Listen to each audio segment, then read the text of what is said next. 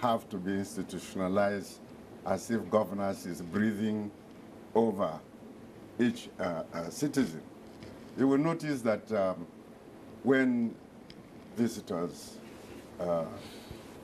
check in the country, or when we visit other countries and check in hotels, you fill forms. Your passport and other details are taken. You are not necessarily informed of what use they are put to, but they are put to extensive use than appears to be apparent. Yes. For example, they may be involved in investigative international crime, or people who are wanted and are faking their names. So it is part of the architecture that security depends on knowing things, knowing people, and knowing what they are up to. And if you don't do that, you suffer what we suffer these days. There is stereotyping. Once a criminal commits something, he's either a herdsman, a Fulani man, this, that, or the other. And you will find, like in Zamfara, that particular seems to suggest that there are criminals, but it is passed on to either Hausa or Fulani, or Hausa Fulani, or herdsmen. And I think that our reporting should be a little bit more sensitive to not create this psyche where everything will just pass for your tribe. There should be no room for corruption in any guise. Yes. Well, I think I was coming to that when he's talking about corruption. You know, corruption breeds lots of things. Yes. And this is part of it. And especially when, you know, immediately this thing happened, Mr. President set up a committee of investigation to know why this again. And then we are talking about the symbiotic relationship. Everybody should be a stakeholder. There is this issue of corruption, and even the unfortunate situation whereby functionaries of government, so to speak, especially as security is concerned, are overstretched and other things, and the police to do its work. How do you see this situation now? As he said from the beginning, an eye-opener. What do we need to do, you know, as a country, in order to continue to have this success in fighting insurgency? Well, personally, I believe that we need to put an end to the insurgency as fast as possible. As fast as possible. We are talking about the Safe School Initiative now, very good. The Inspector General of Police has deployed 3,000 personnel to schools in the Northeast, very good. The Civil Defense, the Controller General, has also deployed his men to schools in the Northeast. All these are very good. But it is very essential that we get to a definite end of the insurgency. That is a challenge that the President has given the service chiefs, and the earlier they do that, I think the better for the country and for everyone. Facing the challenge needs collective responsibility. When we talk about governance, especially in a democracy, the three main institutions of governance, executive, legislature, and the judiciary, and he belongs to the judiciary too. How do we come together in that respect? Then we draw the attention of the public to march together for a big force to curb insurgency. Yes, let me say that the Constitution itself has enacted rules that should allow the branches of government to interface, oversight function, judicial function, executive function. But then there must be some agreement in the functioning of these branches. And they are guided by the underlying political philosophy promoted by competing political parties. they themselves must be focused and clear as to the direction they are going to lead the country. And thereby, the executive, in the case of the executive functions, and the judicial, in the case of the judicial functions, have focus on what is the idea of the Nigerian state, which should be pursued, and which gives value to their judgment. The legislature must use their oversight function to have an insight and to react properly in order to keep the engine of governance moving. So this is the human aspect in governance. But the provisions of the law alone cannot move things, but the spirit that dwells in the hearts of men or women who represent. And that is where I think that there should be a clear enunciation of programs, of ideas, and the philosophy that the leaders believe in. And therefore we can page the values for which they stand for, yes, and the values that must be promoted.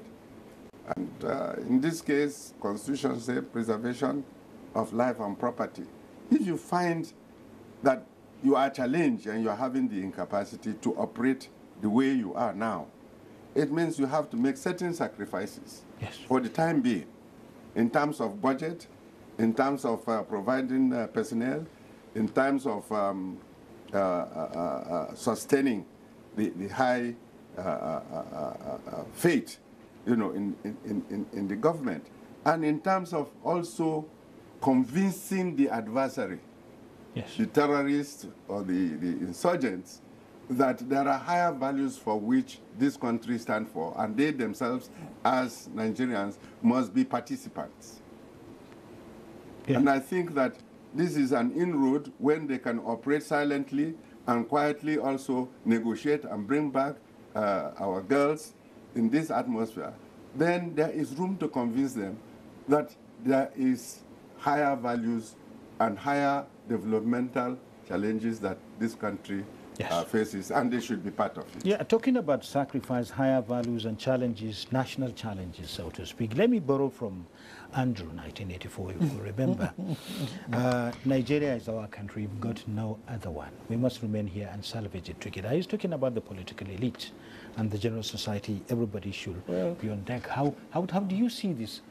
Salvaging it together. That sounds more like General Buhari in 1984. That was he. Than Andrew. Yes. Okay. No. Andrew was the one taken out. It was Andrew who was taken out. Okay, yes. And you know, that was NTA Jingle 1984. Yes, I just hit the Buhari then as a military head of state. And today, he again married it together. Yes. That if we don't kill corruption, corruption will kill the nation. Yes. And we must, everybody's business is to build the nation. How do we need this collective responsibility? Very shortly. Well, I think it goes without saying.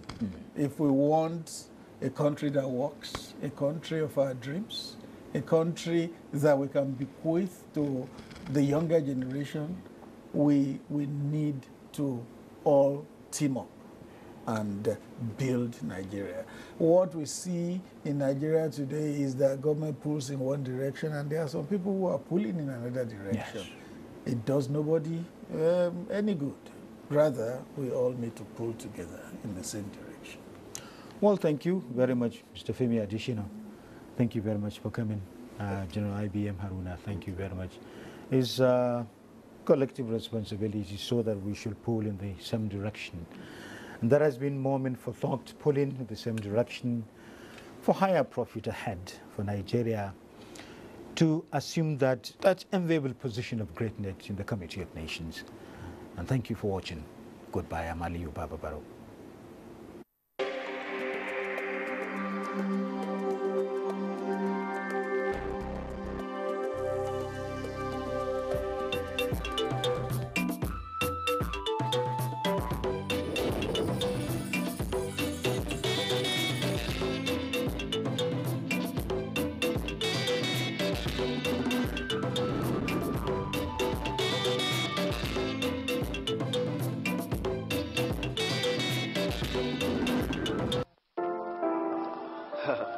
You're welcome to Corruption, the musical.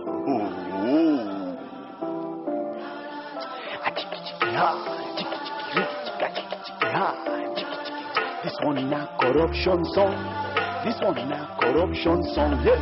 This one na corruption song.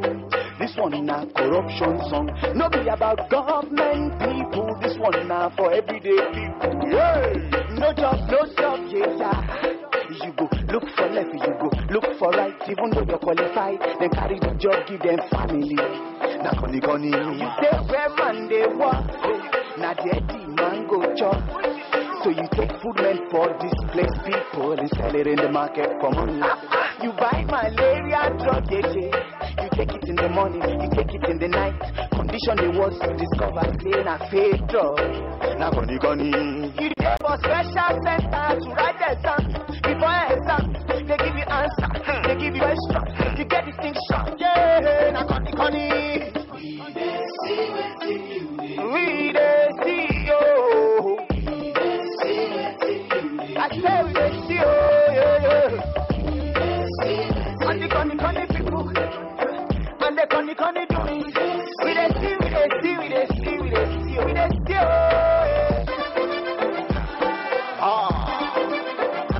Roche.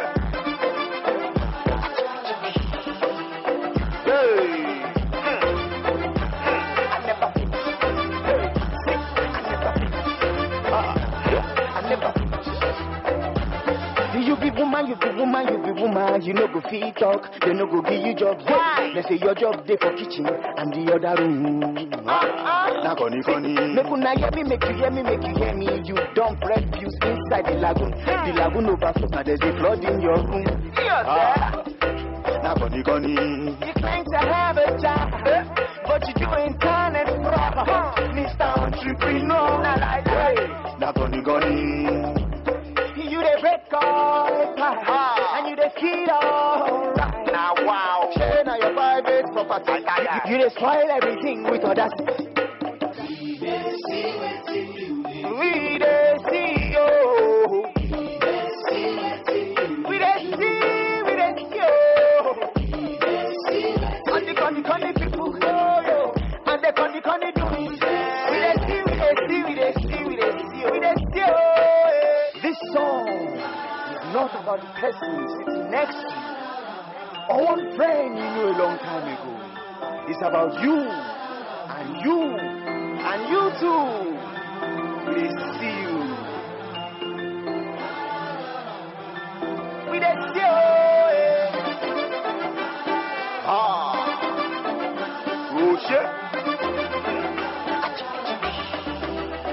Hey.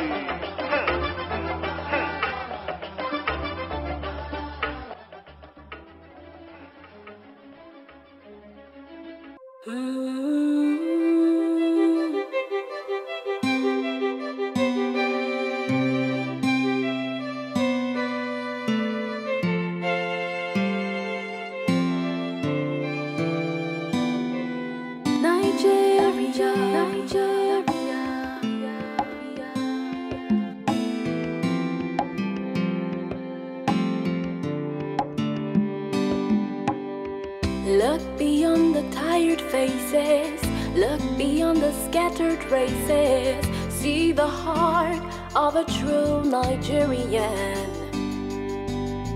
Hear the people saying, oh shit, see the children singing Sandu, that's the heart of a true Nigerian.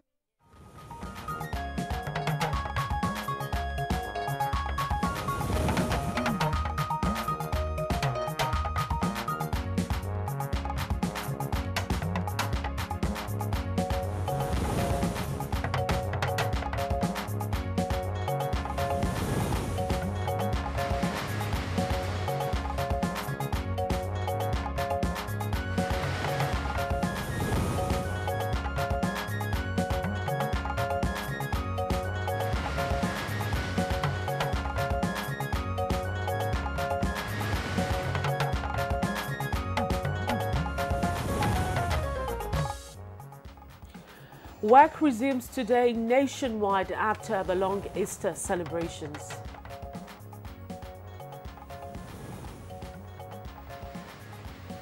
350 armed robbery suspects, kidnappers and cattle rustlers renounce crime and surrender their arms to the Kaduna State Police Command.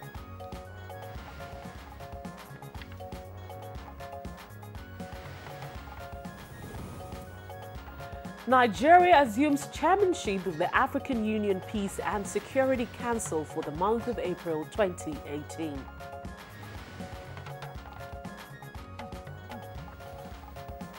And on Good Morning Nigeria for today, our focus is on preparations for the next planting season in view of the government's resolve to diversify the nation's economy through agriculture.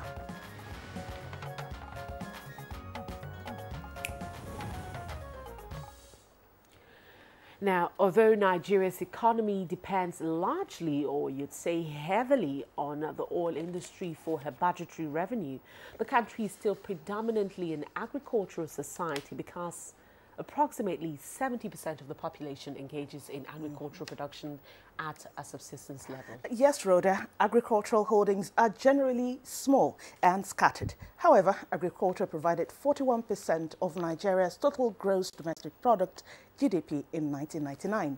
This percentage presented a nominal decrease of 24.7% from its contribution of 65.7% to the GDP in 1957.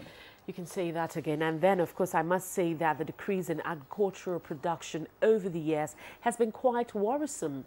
Agricultural experts, especially those responsible for the studying and operating the sector, say that the danger signals are there. Indeed, they are ominous, Rhoda. And now the first danger signal is that the productivity of agriculture has not grown, but has declined in some sectors. Consequently, Nigeria has been unable to feed her ever-growing population.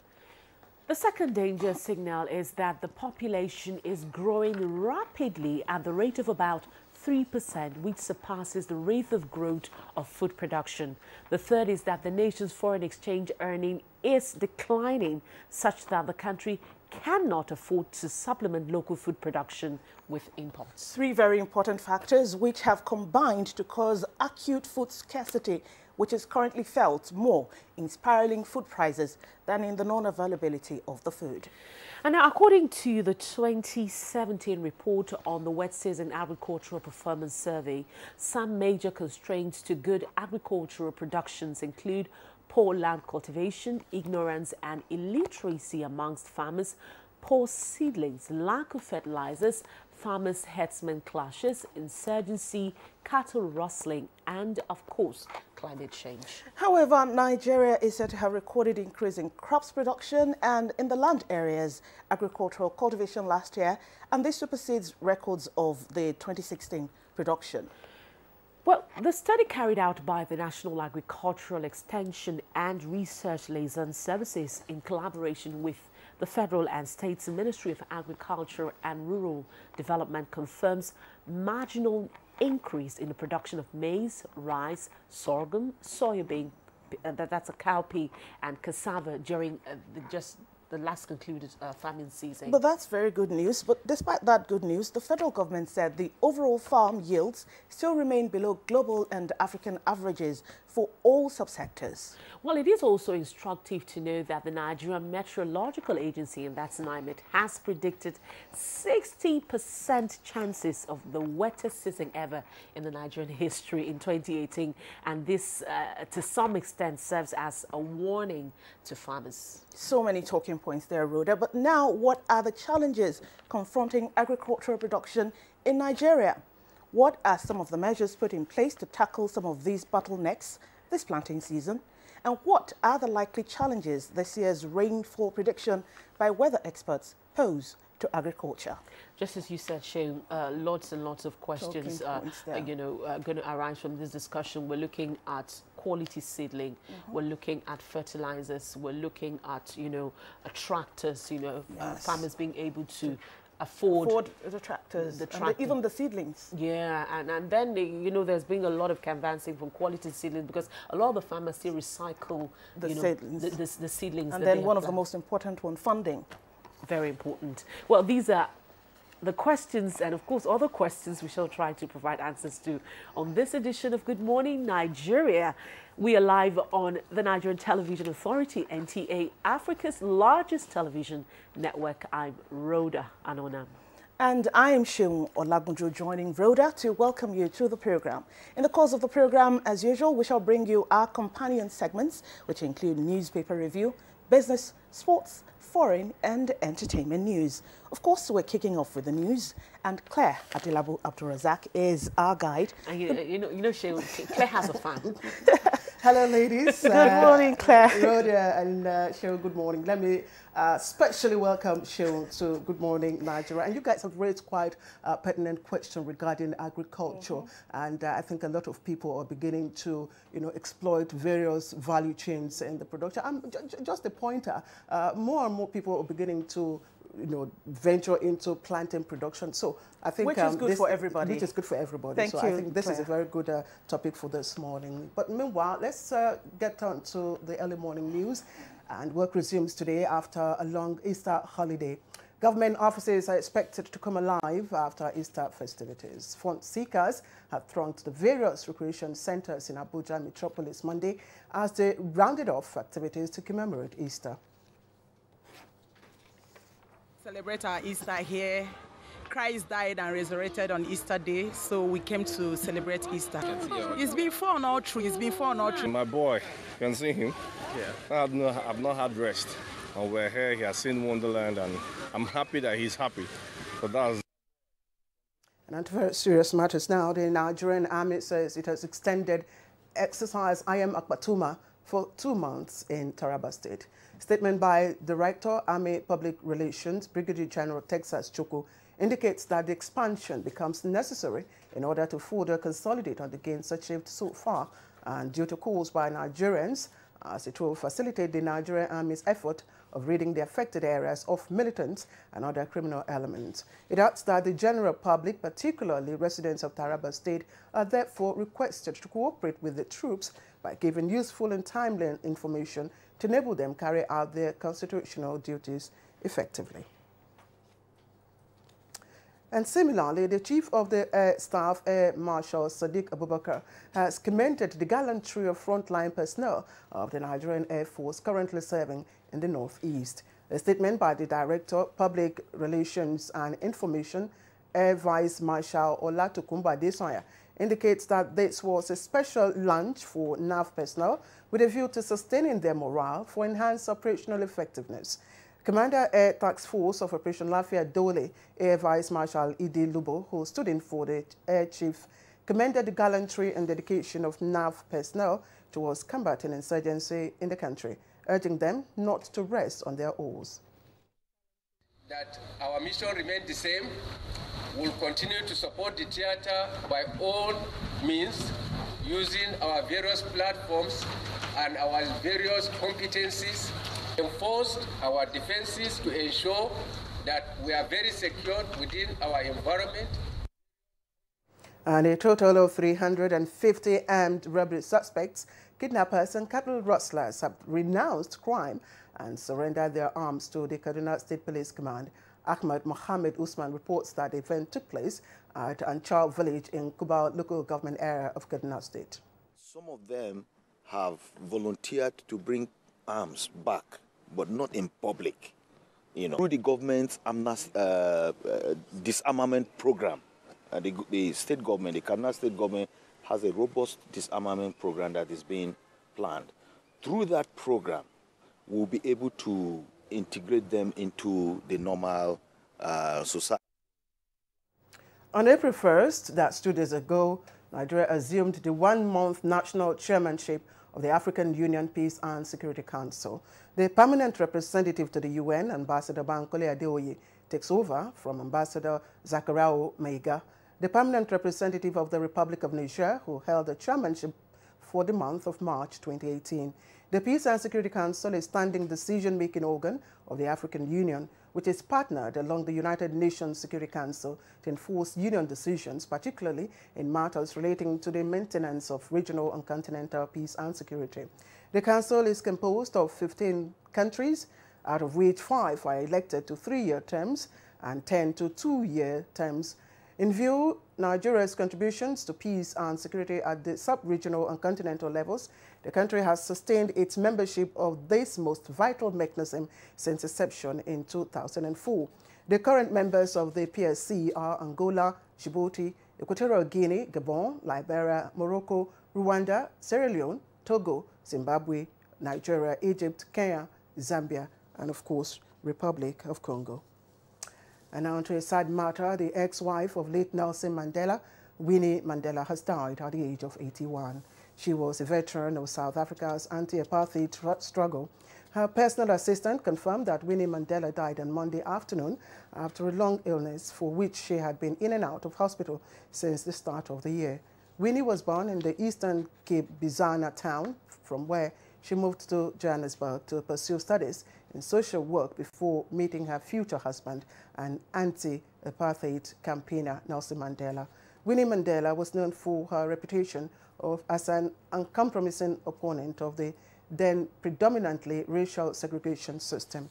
She was married to the former South African president from 1958 to 1996, although for almost 3 decades of that time, they were separated due to Nelson Mandela's imprisonment.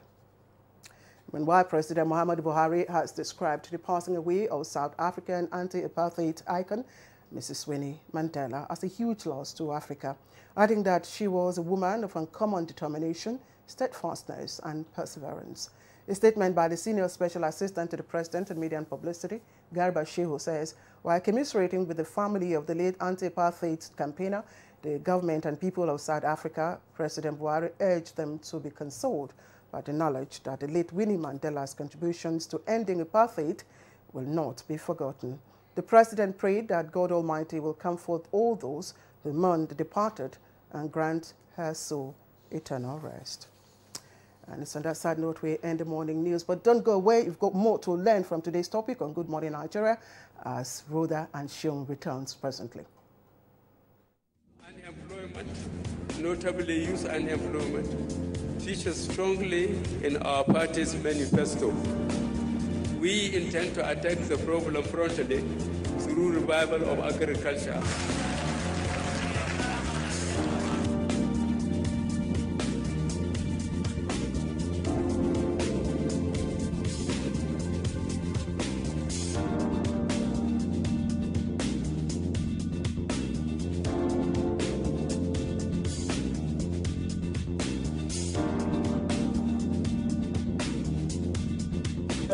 The 30K is going a long way. Actually, I bought an acre of land for 60K like 2012, and presently I have a cassava farm and a yam farm.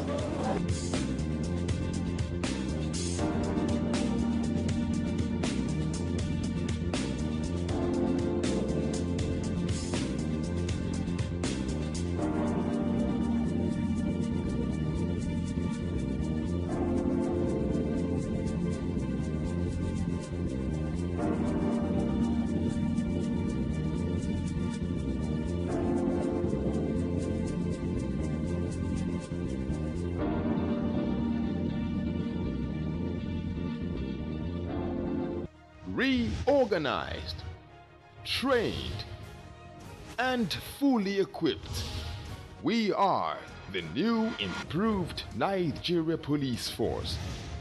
We fight crime, we bust syndicates. Whatever the crime, wherever the hideout, the Nigeria Police Force will get you busted. Stop kidnapping, armed robbery, murder, pipeline vandalism, and other criminal activities. Be productive. Be security conscious. Join the police force to secure your life and property. This message is from the Nigeria Police Force Public Relations Department. All right, welcome back. If you've just joined us, you're watching Good Morning Nigeria on the NTA. Now we'll bring you up to date in the world of business as Nigerian capital market ends first quarter of 2018 strong after a late gain in some indexed heavyweights. Details of this and more with our business news correspondent, Joy Uzo. It's good to have you join me on Business News. My name is Joy Uzo. The newly constituted Monetary Policy Committee, MPC, of the Central Bank of Nigeria holds its first meeting for 2018 today and tomorrow to review developments in the nation's economy since its last meeting in November 2017. It will also decide on the monetary policy direction for the next few months. Expectations are high, with some financial analysts canvassing the need for the MPC to review the almost two-year-old monetary policy rate downwards, which they say will boost lending and enhance economic growth. We are foreseeing the fact that the MPR is going to be dropped. I say so because you discover that the inflation rate is gradually dropping and dropping all the way. And if it is dropping, then there is no reason why MPR has to remain where it is. On the other hand, those for retaining the monetary policy rate at 14%, cash reserve ratio at 22.5% and liquidity ratio at 30% believe it will enhance the consistent drop in the nation's inflation rate in pursuit of price stability. However, decisions of the Monetary Policy Committee meeting will be largely influenced by domestic and external economic developments. And talking stocks, investors in the Nigerian equities market ended the first quarter of 2018 with a net capital gain of 1.38 trillion naira. The all-share index of the Nigerian Stock Exchange posted an average year-to-date return of 8.53% for Nigerian equities in the quarter under review. This performance places Nigerian equities on the trajectory to sustain the bullishness that dominated transactions in 2017 and a double-digit return projection by many investment firms. Nigerian equities closed 2017 with full-year average return of 42.30%, ranking within the top 10 best-performing equities across the world. The equities in January this year hit an all-time high market capitalization of 15.3 trillion naira, while the all-share index rose to 43,041.54 points, its highest index points since October 2008. The market, however, slowed down in March with average month-on-month decline of 4.21%. Meanwhile, business activities during the Easter celebration was characterized by slight changes in the prices of commodities at the Wuse market in Abuja. Although the market was not as busy as it is known to be, buyers preferred rice, meat, yam, plantain, tomatoes, and pepper during the festive period. Some traders shared their experiences. Our product is not something that you can just keep. You must dispose of it in a day. So automatically you must sell it out, you get a little. Market, no deal. Just managing. Analysts are of the view that the resumption of work today would have positive impact on the business of buying and selling. That's the size of our package from here. Good Morning Nigeria continues. Thank you very much, Joy, for that update from the business world. Time now for our newspaper review on Good Morning Nigeria.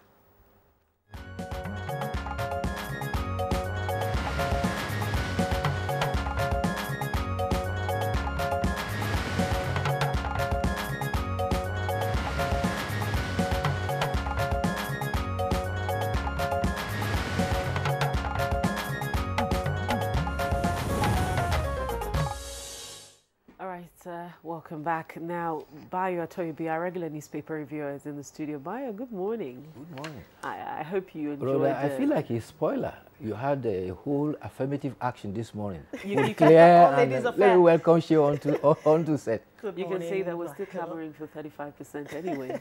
Good morning, Nigeria. All right. Well, we have a couple of papers here with us this morning, and of course, Bayo, you know, some stories have been on. They've been running for some days now, and that's the list, the looters list that's leading. But then the story that's most leading in most of the dailies this morning is the attack in Maiduguri, and we'll take that first from the Blueprint. The Blueprint leads with this. It says Boko Haram death toll in Maiduguri attack hits 29. With the two riders there, it's sad and inhumane, says Governor Shatima. 14-year-old insurgents surrendered. Those are the riders to the lead story on the Blueprint this morning, that death toll in Maiduguri attack hits 29. Well, it's also running. It's also running on the Daily Independent. On the Daily Independent, it's below the picture story. It says 28 killed, 83 wounded as troops clash with Boko Haram in Maiduguri. 28 killed, 83 wounded as troops clash with Boko Haram in Maiduguri. All right, now let's. Rhoda, the Nigerian pilot also has that story, but it's saying 30 dead. From the Nigerian pilot, police confirmed 30 dead, 80. Nigerian pilots, police confirmed 30 dead, 86 injured in Maiduguri attack.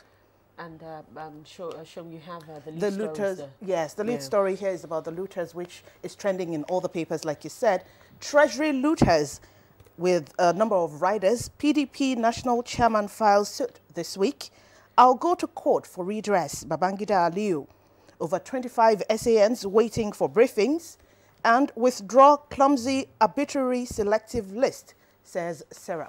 And that's a story that's it's also running on the blueprint. Also, it says just beside, below the nameplate, it's one of the earpiece on the right. It says, "Let looters list cut across parties." Ex-ICPC chair Akambi tells Buhari.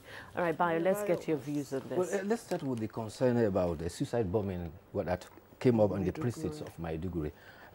Some papers are conflicting with the figure, but the important point to note is that every single life of a Nigerian lost is valuable, and everything should be done to stop it. Papers are reporting 25 persons have been killed in the string of suicide bombing that happened in the outskirts of Maiduguri. 10 suicide bombers, it is reported by this paper, were involved, and about 80 persons were injured. However, another paper is reporting that soldiers of Operation Lafia Doli have killed 11 insurgents and killed 7 suicide bombers at a place they call Baleshua. Apparently, the troops were deployed to counter an attack at a cashew plantation in the outskirts of Maiduguri. 15 persons, including the soldier, were said to have been killed in that instance. Meanwhile, about 83 persons who are wounded have been receiving treatment in their health facilities. The governor of Borno State has lamented that in spite of the fact that people were getting respite from the series of attacks, it seems that they have now unleashed more suicide bombers on Maiduguri. And the intention and target was Maiduguri. But however, the soldiers were able to tackle them in the outskirts of Maiduguri town. The United Nations have also lended a voice that this killing should be stemmed, and it's time to put an end to it. Meanwhile, the other story about looters that is trending, some persons who were mentioned on the list of the 28 that were published to have dipped their hands in the public treasury have reacted. Many of them say at the last count, there was a former governor, a former minister, and a current functionary of a political party, and a former functionary have all objected, and they have reacted, saying that they are going to sue for defamation. One of them said this was an attempt to intimidate the judiciary. Another says that he's suffering double jeopardy.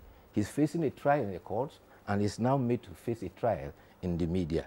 The former president of has also released, a former aide of the former president has also released what he described as a list of looters of the public officers who are in the current administration. He also provided his own list, and it includes former governors in Jigawa, Rivers, Bayelsa, and FCT. So if you recall Fela's old song, "You be thief, I no be thief." First, it started by daring that he said, look, stop banding allegations around, name names. Then the names were dropped, first 5, then 23. Now it has turned around that, okay, yes, you say we have thieves, you also have thieves. But the development is becoming interesting in the sense that lawyers have now come in. One lawyer's position is that this is an undermining the judiciary, because if anybody is accused of any allegations at all, he is presumed to be innocent until proven guilty in the court of law. But another lawyer is dissenting. He says, no, if you have your facts and you're at your disposal and you are sure of the facts, then you can go ahead to name that person as a thief. If that person thinks he's not a thief, he should go to court, and the court will now test whether he has any reputation to defend. So it's becoming a controversy among lawyers now. And the back and forth, as we can see. Yes. There's a sad story here. A very strong woman, someone I actually admire, Winnie Mandela, has died. It's below the nameplate of the Nigerian pilot. Winnie Mandela dies at 81. Well, it's a story that's running on all the papers this morning. It happened yesterday. Yeah. Yesterday at Bio. Yes, President Muhammad Buhari already described his death as a great loss of an African woman. We all are familiar with her story of a struggle, of a marriage, and also of redeeming the image of the African woman, particularly championing the cause of fight against apartheid when her husband was incarcerated for 27 years. Unfortunately, soon after the husband came, they had to depart, and the marriage never succeeded. Minnie has been ill, and he's been in and out of hospital since the beginning of the year, and he succumbed after treatment. But he has lived 81 years, and it was 81 years of activism that will go a long way for all to remember him as the mother of African nation, particularly in South Africa. All right, Winnie Mandela there, that's former wife of Nelson Mandela. Rest in peace. Yeah, and let's quickly take a look at all the stories trending on the front page of the Blueprint. Just a story, of course, this was something we discussed about 2 weeks ago when we had the Minister of Finance here on the program, and it's about VATES. And I remember particularly asking her if there was going to be any extension. But now the Blueprint is reporting, it said VATES, federal government to review states' private sector's plea for extension.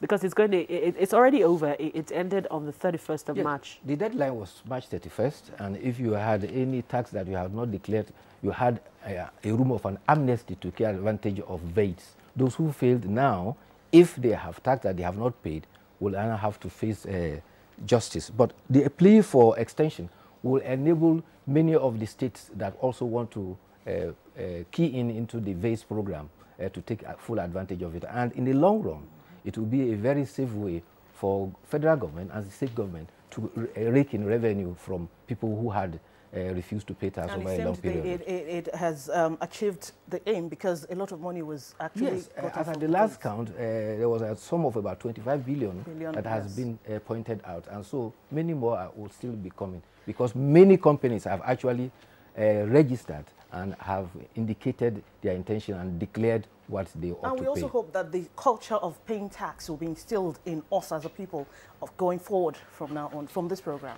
I think the culture of paying tax was there in the First Republic. It was very endemic. However, with the advent of the oil boom, I think the authority tended to feel that they will be bothering citizens by asking them to pay tax because there was enough revenue. Really? That was the fallacy that drove us to where we are, and everybody took undue advantage of that. All right, Bayo, let's quickly take other stories. Then Shin will take our editorial for today. This one is from the Blueprint. It says, girl 17 commits suicide in Jigawa. And of course, on page 14, it says, can't pray for Leah Shaibu's safe return. Okay, Rhoda, let me take the editorial. It's like the Daily Sun knew what we were talking about this morning. And it's the editorial is boosting the nation's food security. That's from the Daily Sun. It says President Muhammadu Buhari recently inaugurated the National Food Security Council with a mandate to, among other things, address all problems capable of creating food security crises in the country. The council, which is headed by the president, also comprised of 6 state governors drawn from the 6 geopolitical zones of the country, ministers and security agents. The members of the council are also mandated to regularly assess and, where necessary, review existing food security policies, trade and national planning programs to ensure that they achieve their full potential.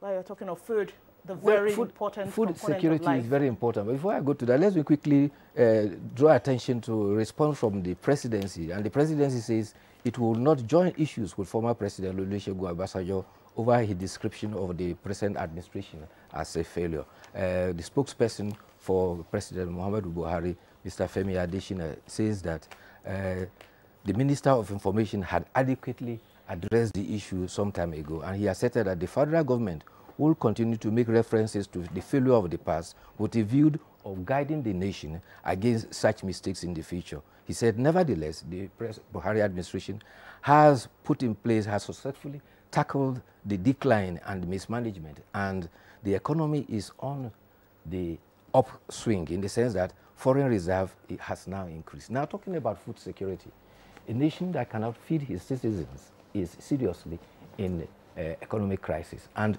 what there is this security that was put together by the federal government, and the intention was to National Food Security Council. The whole idea is to ensure that projects and initiatives that will enhance agricultural production, so that as a nation we can not only feed ourselves, but we'll also be able to export food products to other nations, particularly in the West African soil region, will be capitalized upon. And that will go a long way in redeeming our mono economy that has been for years dependent on petrodollar. They say a hungry man is an angry man. Yes. Thank you very much, Baya Toebi, for joining us to review the newspapers this morning. Thank you, and once more, welcome on set. Thank you very much. We'll take another short break now. We'll be back with our main discussion shortly.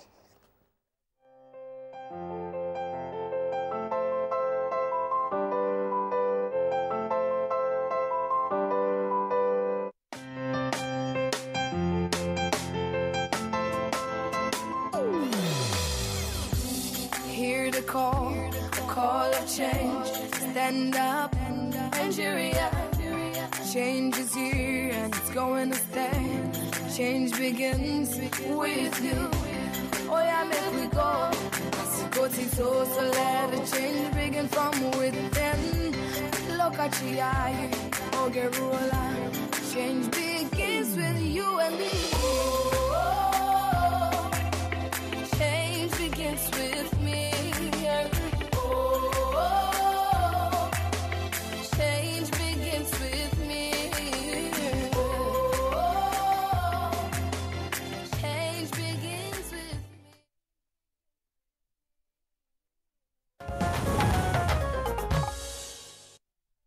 You are watching NTA, Nigerian Television Authority. For more information and news updates, visit our website at www.nta.ng, or you can follow us on Twitter at NTA News Now, or you can like us on Facebook at NTA Network News. Stay connected on our YouTube channel at www.youtube.com/NTA News Online. Watch our live stream at www.nta.ng/live. NTA, you can't beat the rich.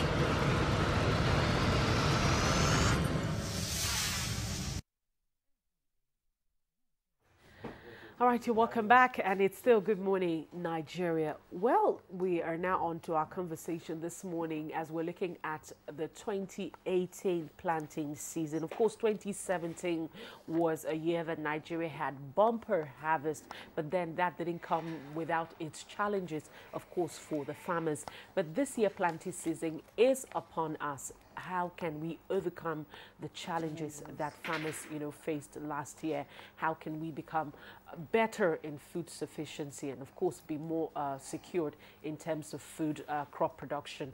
We'll take this background report that has been put together by Oyeyemi Ajayi, and that will set the foundation for our discussion this morning.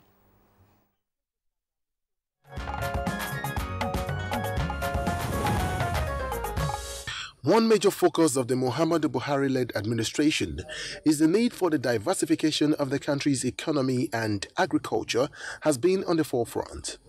Since then, resources and efforts have been geared towards resuscitation and revival of the sector in order to make it the mainstay of the country.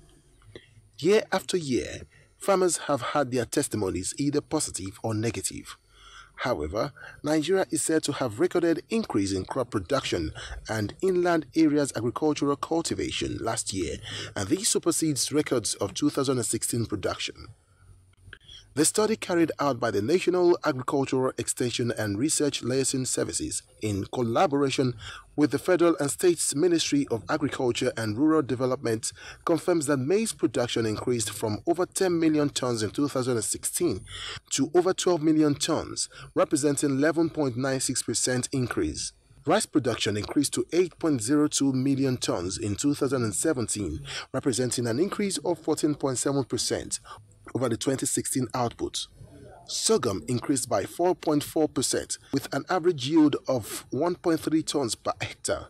Others are cowpea with a 6.1% increase, 11.4% increase for soybeans and 7.7% increase for cassava. Despite this, a 2017 report on the wet season agricultural performance survey presented by the federal government said the overall farm yield still remained below global and African averages for all the subsectors. The report noted some major constraints to good agricultural production record, to include farmers' herders clashes, insurgency, cattle rustling, lack of fertilizers, and climate change, among others. The Nigerian Meteorological Agency (NIMET) has predicted 60% chances of wettest season ever in Nigerian history in 2018, and to some extent serves as warning to farmers. For the year 2018, the federal government proposed 118.98 billion naira as budgetary allocation for the agricultural sector to complement the existing efforts by the Federal Ministry of Agriculture and the Central Bank of Nigeria (CBN) to boost agricultural productivity through increased intervention funding at single-digit interest rate under the Anchor Borrowers Program, Commercial Agricultural Credit Scheme, and the Nigeria Incentive-Based Risk-Sharing System for Agricultural Lending. Thank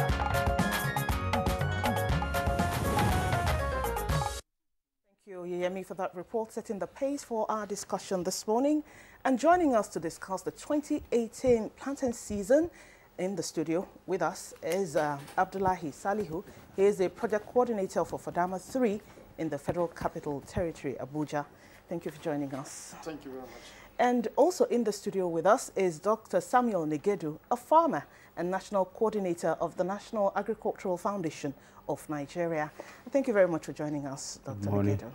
All right, Dr. Negedu is a regular. Good morning, Nigeria. It's a pleasure to have you join us again. And also we have joining us on this conversation, Dr. Hakim Ayorinde. He is from the Department of Crop Science at the University of Abuja. You're welcome to the program, Doctor. Good morning.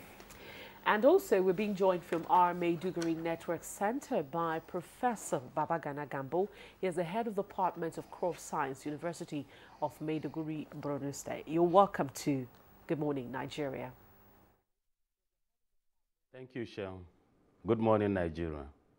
All right, gentlemen, let's begin this discussion with Dr. Samuel Negedu. Dr. Samuel Negedu, of course you are, or we all are aware that, of course, this administration is key on diversifying the economy, and then agriculture has been its focus. And really, we are seeing improvements in our agricultural production in Nigeria, because 2017, we had a bumper harvest. We had an increase in maize, rice production, sorghum. But then 2018 is upon us. The rains are just around the corner. How prepared are farmers for this year's planting season? Good morning. It's a pleasure to be with you this morning. I have seen signs of preparedness of the Nigerian farmers. They are set, despite some of the challenges in terms of service provision, especially in the area of farm power. They are set despite the changes in the weather that become relatively unprecedented. They are set but waiting for government. Okay. The government did very well last year, and more expected of them. I have seen that government is set in the sense that fertilizer, which is a major input, is being seriously addressed. The Presidential Fertilizer Initiative is actively on, and it's early enough that development is positive. The meteorological factor addressing climate change, which is a major challenge to us now, and last year affected us has to be addressed by NIMET. The rains started. Last week, the haze came out. But we need to be more focused to help the Nigerian farmer. I want to crave the indulgence of NIMET and the Ministry of Agriculture, Environment, and Water Resources to work together to ensure that predictions this year are carried to the doors of the farmers. They did good prediction last year, but some crops like sorghum and cowpea failed because farmers were not adequately briefed. And the late planting and the advent of the early cessation of rains made it difficult for them to get good sorghum and cowpea yields. I believe that some of the initiative of the federal government in terms of provision of farm power, working with the tractor organizations and making it more of a private sector-led activity is going to make a good year. I believe that TOWAN and the other organizations that are involved in the provision of tractor power, the support should be extended to them by individuals, banks, and the federal government to ensure that farm power is available. There are lots of initiatives that are coming up, but the farmers want inputs to be available early. The farmers want to be adequately briefed in terms of the weather changes. We want infrastructure that had been left unattended over some time to be addressed so that as they start the season, they will go on and make good year again. Thank you. Lastly, I want to say that early enough, a stable price is important. The price of maize fell. We're going to get to price and the seedlings, Dr. Ngedu. Thank well, you. Let me go to Mr. Saliu now. We had bumper harvest last year. We have good predictions for this year. But what are the challenges of agriculture? Why has Nigeria not been able to feed itself? Thank you very much.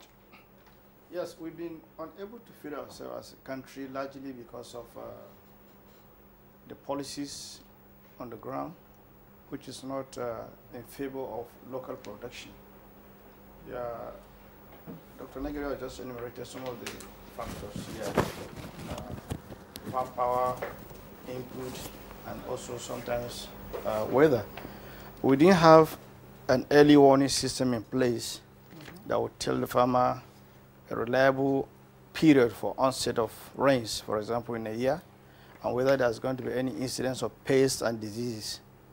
But now, with the focus that government has shifted to making agriculture as a force to drive the diversification of the economy, we've seen agencies such as NIMET and the Ministry of Agriculture coming up with a robust information system that will tell you we're expecting rains to begin between this period, and it's going to last for so number of days. We're expecting the rains to stop at this period of the year.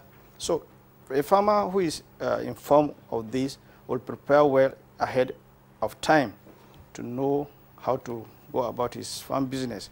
And also the issue of pests and diseases. You'll find that farmers go in to plant maybe with the first rains, and they have no indication that there are going to be any incidents of pests especially. And then all of a sudden the pests emerge and wipe up the crop. And also the input, which is a reliable seed and seedlings for the farmers to plant. We understand these challenges, but in a situation where some of these challenges are overcome and we're able to achieve bumper harvest, why is the food not getting to the people that it should get to? There is still hunger in the land. No, I don't think that is correct. Okay. I quite disagree with that because of point. the pricing. It was even part of the report. When we're importing rice, for example, from Thailand, how much were we buying 50 kg of rice? Why are we prepared to pay 17,000, 20,000 per bag of rice that comes from Thailand? I want to already pay the same amount that a local farmer here is producing. Why? What is the justification? Okay. Do you have any justification for that? Is there any economic indices which says a Nigerian farmer is not entitled to earn for his labor? I mean, we are not being fair, we're not being sincere to ourselves. The foreign rice we were importing and consuming was largely rubbish. When you look at it nutritionally, it doesn't offer you anything. I'm sure if those who are concerned will go into research to find out why Nigerians had serious incidences of some of the common diseases are now common occurrence in the population, you discover some of these things are attached to the kind of stuff we're importing as food. Okay. You import rice that has been kept in storage for more than 5 years, shipped for more than a year to come to your village or your town, and you buy it and go and cook, you eat it. I mean, for God's sake. All right, Abdullahi Salihu, that's something we'll get to in the course of this discussion, and that is pricing. I think Dr. Negadu has been here before when we discussed the issue of pricing, why, you know, the local rice that we produce here is quite higher than what we import, knowing that the imported ones too, you have import duties being paid on it. We had farmers on the program. The quality of the ones produced here. The quality of the ones produced is higher, far higher than what is coming in, but then why can't people get it cheaper than what is being imported? Of course, it's a gradual process. Okay. All right. Moving towards that. All right. The number of farmers are increasing. The hectareage under cultivation is increasing, and it's bringing down the cost of production.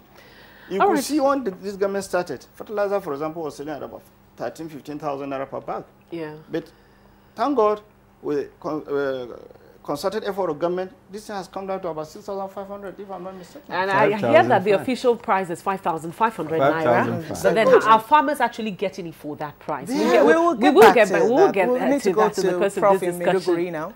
All right, let's go to Professor Abba Gambo in Maiduguri. Now, Abdullahi Salih, you just said something now that we're having more people coming into farming. But as we speak right now, who are the farmers that we have? What is the age range? Do we, the farmers we're talking about, are we still talking about our parents that are 65 years old? What is the age range? Are we seeing young people coming, and at what rate are they coming into farming? Thank you very much, Rhoda. Now, please permit me to start by congratulating the NTA family for the 40 years of excellent work. And throughout the celebration, a particular issue was not mentioned, and that is the contribution of our sisters and our mothers in the broadcast industry. I want to commend particularly all the ladies in the house for making NTA what it is today. That's by the way. Then secondly, the issue of food security is always not fully understood. You said we have food security. Okay, what's the real definition of food security agriculturally? It just consists of three things. One, the food should be available. Two, the food should be accessible. And three, the food to be taken should be in a balanced diet. So by the time you look at these three key indicators, you find out that truly, Nigeria is not food secured, and truly there is hunger in the land, to start with. Then secondly, looking at the 2018 season, we are very happy, all of us in the agricultural subsector, that we were able to make a big impact. But Sean was saying, with all the bumper harvest, why is it that Nigerians are not able to feed themselves? There is the issue of post-harvest loss. In the whole of Nigeria, there is no single, I want to be quoted, there is no single post-harvest processing plant governmental anywhere. So the tomatoes we are producing, the cassava we are producing, and then all the other things we are producing, in the horticultural sector where you have fruits and vegetables, the percentage loss per annum is 59%, telling you that out of every 100 oranges you harvest, 59 of the oranges are going to be wasted. Or out of every 100 tubers of yam you harvest, 59 are going to be wasted. So until and unless we now get a real and robust post-harvest mechanism whereby whatever the farmers produce are going to be mopped up either by the government or by other private sectors, members, or a kind of, there should be a kind of processing plant whereby whatever you produce, you take it up there, and then that is going to give the semblance of food security we're talking about. But as we are going now, the indicators for 2018 do not also look very good. The National Meteorological Agency has come out to say that there will be early rains. Then apart from the early rains, there is going to be drought. And that's supposed to be a big flagship for most especially all the governors in the north. We've been told there will be early rains. At the beginning of the rains, then all of a sudden there will be a season of drought. So the early planting that Alhaji Salisu is talking about, my brother Dr. Negedu is talking about, will not even hold now, because from where I come from, you just have 3 months of rainfall. So whatever you want to do agriculturally, you must finish it within the 90 days, or else you are not in business again. So you have to look for seeds that are early maturing. You have to prepare the land. You have to make sure that the fertilizer is already on ground. And talking about the seeds, Rhoda and Shaun, I want to let you know that seed is the most important input in agricultural productivity. If you don't have a viable seed, there is no way you're going to get a good harvest. And that's the fact. Then for the last 5 months, all the research institutes that are agriculturally related, those that are supposed to produce the seeds for the farmers, they've been on strike under the agencies of the Agricultural Research Council of Nigeria. The 17 agricultural research institutes, all of them have been on strike for about 5 months. I think it's just about a week or 2 weeks that they called up the strike. So we're expecting them within the last 5 months to have come out. Based on what the meteorological agency said, you have to now look for early maturing varieties, especially for the farmers in the northern corridor. Then, of course, you also have to look for seeds that can withstand the drought we're talking about. That's also talking about drought-resistant hybrid seeds. But as we are talking now, most farmers, somebody said the farmers are ready. From the area I'm come from, the farmers are not ready. Prof, I would now go to Dr. Oyerinde. Dr. Oyerinde, talking about the seeds that Prof just talked about now, that's your area, crop science. What is the importance, like you just said that it's very important, how important, can you just reiterate that for us? Thank you. The major issue has been that our production is largely dependent on rain-fed agriculture. Which I believe that there is a slight improvement with our cultivation for about 2 to 3 years now, which we have some irrigation facilities coming up. But the issue is whatsoever you will get as a product has to be, you start it with viable seeds, hybrids, improved seeds, that will solve peculiar and specific problems. Like Prof has mentioned the issue of a drought in the north, it means you must have drought-resistant variety. We have the advent of armyworm and other pest problems recently.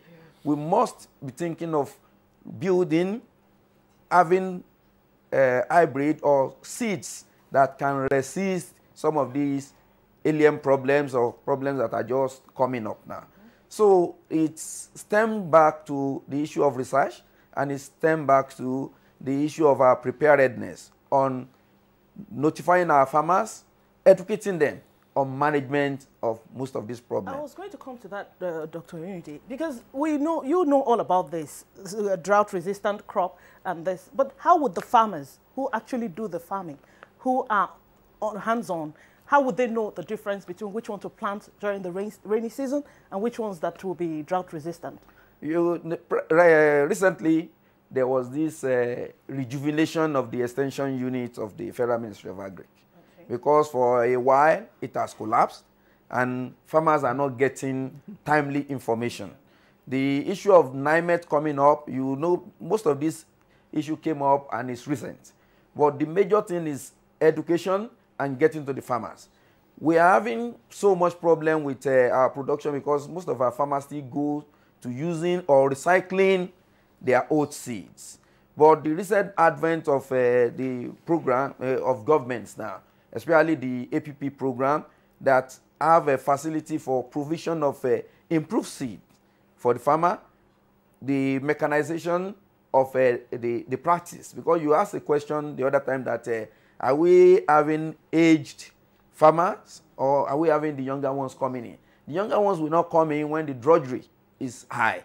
When it's laborious, the younger ones will not come in. But recently, based on the validation exercise that I had for NISA, I find out that the younger ones, the graduates, are now forming group. They are forming cluster, they are forming group, which they are now coming into agric because they see it as a profitable venture. Before, it was not like that. Because anybody that call himself or herself farmer, they will take you as poor. But you find out the recent events now, you find out the farmers are even appreciating government because they are making more money. Yeah. That would take me back to Mr. Saliu's assertion. The farmers must make money. Let the younger ones see them making money. I remember there was a farmer in Abuja that said he made so much money and he bought a car from sales of rice. So let's encourage them. That is what we entice the younger ones to go into agriculture. All right, thank you very much, Dr. Oyerinde.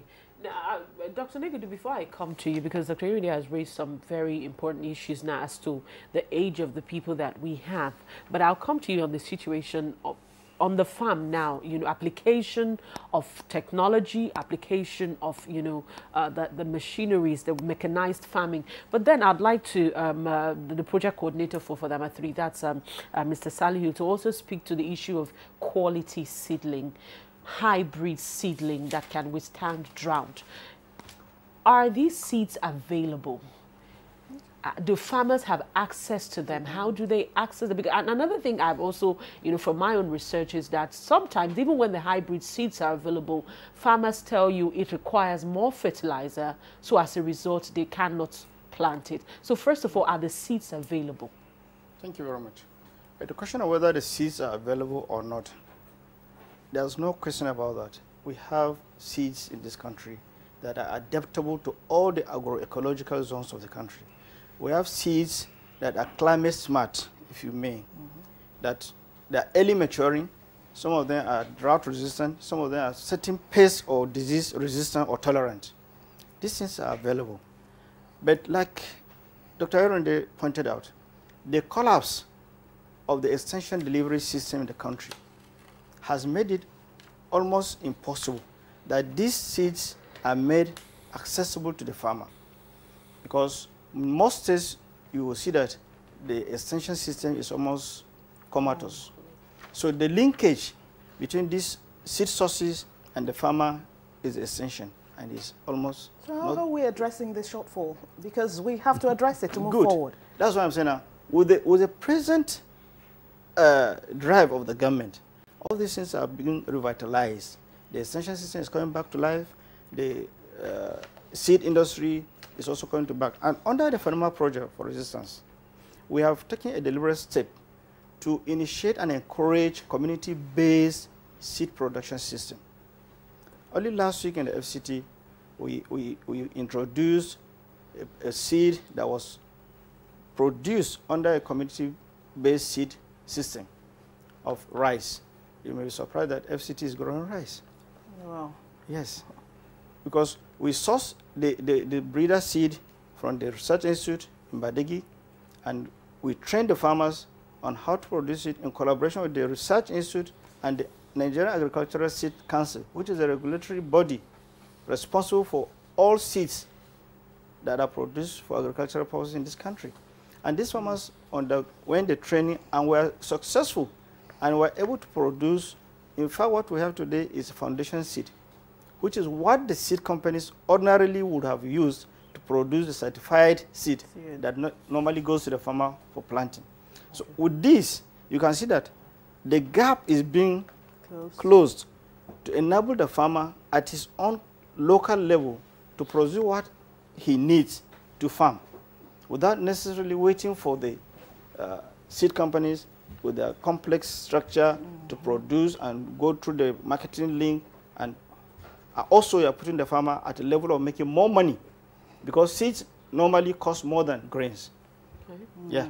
If you are selling, for instance, grain per kg of 200 naira, seed will go for 400, 450 or 500 per kg, the same variety.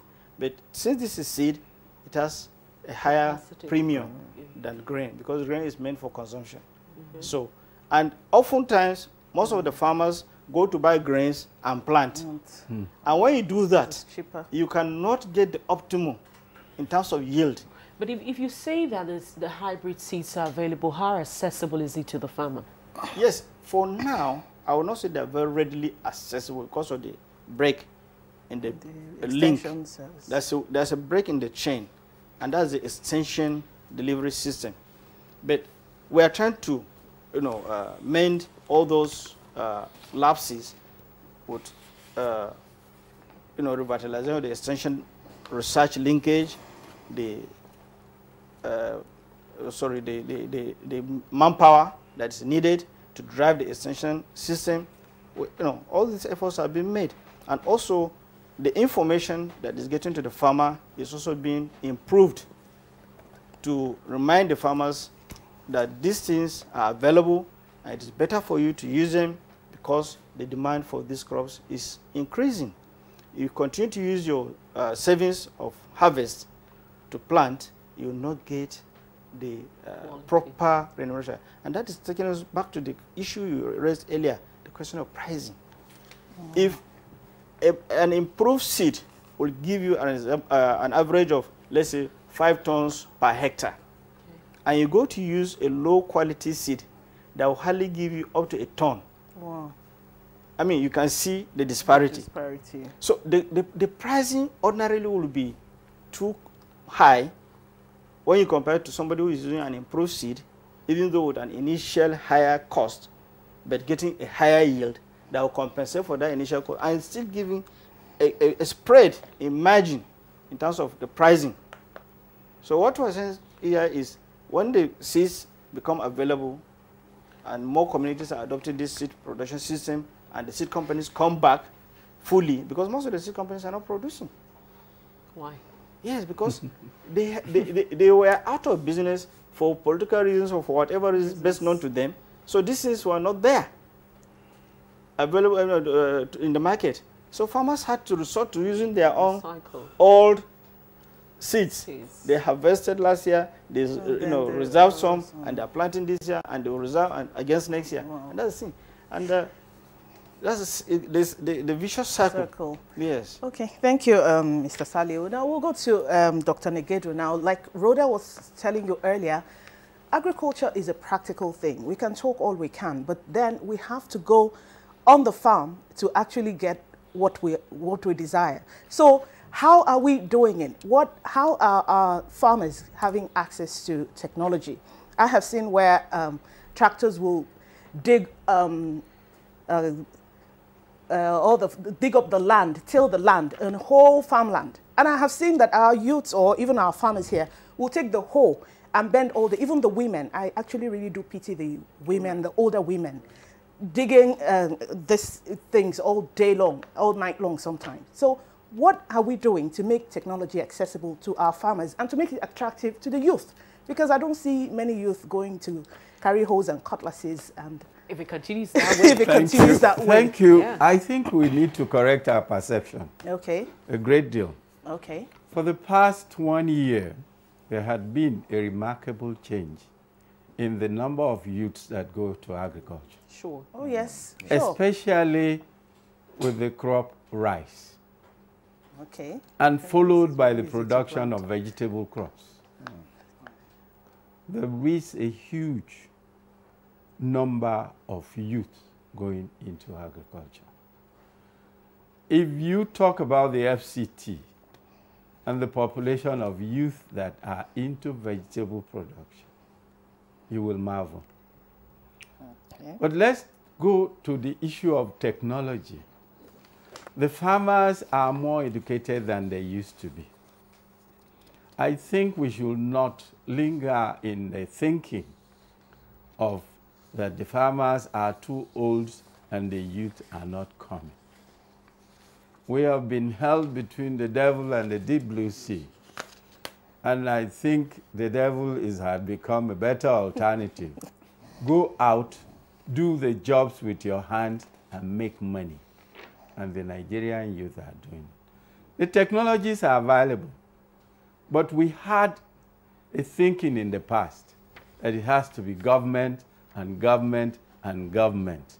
But now, there is community seed production. There used to be tractor hiring departments in the ministries of agriculture. Now you have tractor organizations that are handling farm power. You can even now talk about tractor companies having programs of training tractor operators in Nigeria. The seed companies are coming strong, and they are now trying to permeate the communities much more than they ever did. Before, they thought that whatever they produce, government will buy. But because of the economy, last year, the deal of government through the program with them of the GES did not work. But the seed companies decided to do the initiative of going there themselves. And they are reaching out. So the seed technology is reaching out. The farm power technology is reaching out. Also, in terms of weather, there is a great deal. More people now know about NIMET. Before, people just took it as the weather happened. But now the awareness has been created. But we want NIMET and the Ministry of Agriculture to be more focused in the predictions. In other countries, it's like on your mark, ready, go. And then they will tell you what to do, when to do them, and how to continue. So that technology has to be perfected. Even the space agency has to tell us the story about the weather in a more compact form for field use. Then, when you bring things into this country in terms of technology, of agrochemicals and so on, popularize them. We are suffering because the information has not been commonplace. If they get commonplace, these farmers are very smart. The farmers are selling now, they are going back to buy inputs. So a lot of farmers are buying rice seeds, maize seeds, they are buying agrochemicals, especially herbicides to store. Let there be this adequate awareness of them. Seed use, we must push very hard. We have pushed fertilizer very well, and ready package complete fertilizers coming into country has been reduced. More of local blending has become the commonplace. Seed, let it happen. As the research institutes are going back and the breeder seeds are coming in, that gap should be bridged so that we have viable, good seeds. The education of these people is still a social necessity of government, not only at the federal. That in this country, sadly, that the states that are adequately addressing this, it's not more than 5 or 6. Other states should wake up to this call to support the activities of the federal government in pushing extension. We have no other way than going back to that adequate address of a common problem. And lastly, in this regard, I want to inform you that when we are food insecure, most of the food insecurity we have is due to lack of knowledge. People eat food. They have just eaten a bar. They will have a bar in the afternoon and a good plate of a bar in the evening. But nobody is telling them about nutrition. Nigerians have the knowledge. How to get it to the Nigerian public seems to be the issue. And I think NTA, you are doing much, but to whom much is given, much will be required. We want you to have more versatile programs in this regard, in terms of food, in terms of nutrition, to tell Nigerians what a simple meal can be. Tell the newspaper companies, except on Sundays, that they say, okay, these are recipes. They are common, cheap recipes that you can go to the market and make a good and balanced meal. And I think what we have in Nigeria, a good number of countries in Africa and even in other continents don't have. Please, let's reach out so that the insecurity we find ourselves in can be reduced. All right, sir. Thank you very much, Dr. Negudu. I would get back to you, but first we have to take the tweets that we have. Dr. Negudu, thank you very much. And of course, a lot of, if you watch NTA, of course, you know that we're invested in that. Especially we have programs like Food Today. We have cooking programs. We have wellness and fitness and all of that, just to educate Nigerians on the need to stay healthy and eat healthily. But then, first of all, let's take our tweets that we have. The first one is from Dilly Jackson Solomon. He says, your guest will agree with me that the Nigerian farming population do not have good education to be able to interpret some of the weather forecast. There is a need to organize training and at states and local levels to keep farmers abreast of the predictions to us to have bountiful harvest. According to NIMET 2018, there is going to be early rainfall, but not advisable to plant until the rain has set in properly because there would not be enough moisture in the soil. Planting can start from April to avoid losses recorded in previous years. Let our farmers take note. And Sonny Michael Omakoji says our farmers are not adequately equipped with information to know the modern techniques involved in farming. And that's why discussing this topic is timely and commendable. Kudos to NTA for being proactive. Thank you. And this one is from Chibuzo Jonathan. He says, I think there should be an early program where the farmers get a tangible amount from governments to encourage them in getting the important equipment and fertilizers. This program should be all over Nigeria. And Mike Anyakwo says agriculture is very key to our national development. Apart from providing food security, it is also an avenue in reducing unemployment and providing raw materials to industries. As we're entering a new planting season, all hands must be on deck to see the successes of the scheme. And finally, this one is from Patrick Omavuze. He says, I'm currently doing a research to operate off-grid processing equipment to boost agro-export. So crop production is vital to achieving food security. Those are the tweets that we have right now. But remember, you can continue to be a part of this conversation if you tweet at us at our Twitter handle at NTAGMN. We're discussing the 2018 planting season that is already upon us, and of course we're looking at it from a lot of angles. Our guests have been speaking to the issue of quality seedling, the weather predictions. When we come back, of course, we'll take a break now. When we come back, we'll also look at other aspects as fertilizers and continue to speak to the issue of mechanized farming. So stay with us. 3,346 medals are up for grabs at the first National Grassroots Sports Festival, Sports for All, to discover sports talent, develop future world champions, and rejuvenate sports in Nigeria. Date 19th to 29th of April 2018. Venue, National Stadium Abuja, packages A and B. This is an opportunity for state governors to promote their achievements and for companies to promote their brand with 24 individual and team sports. For broadcast sponsorship, contact Angelo Peter I. Elosia, Chairman and Chief Coordinator, or Nick Onyisi. Organizers, Grassroots International Sports Academy and LOP Worldwide Television. Endorsed by the Federal Ministry of Youth and Sports Development. Broadcast partner, NTA, the largest television network in Africa.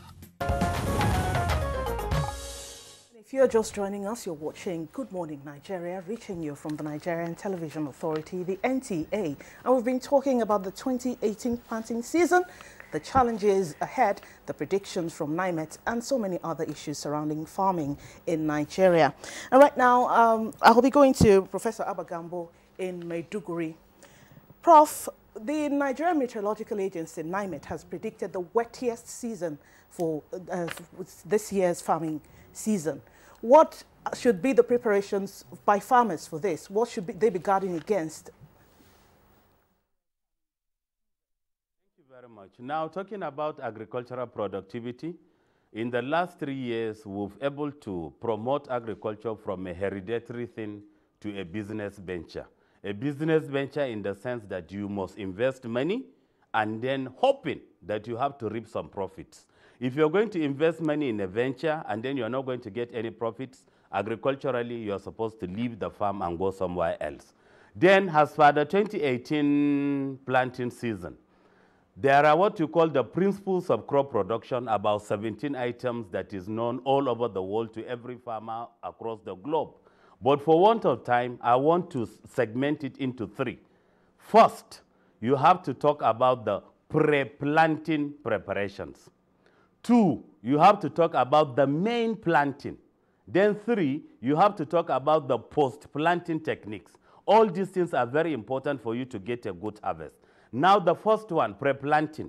For the pre-planting, we will proceed a situation whereby rains have started in some parts of the country, even though in the north it has not started fully. But by now our expectation is, because they are ready, the lands have to be prepared, and then you have to get tractors. Very few Nigerian farmers can have tractor for themselves. That is one. But then you have to make sure that the tractors are available, and then they get it to clear the land. 1.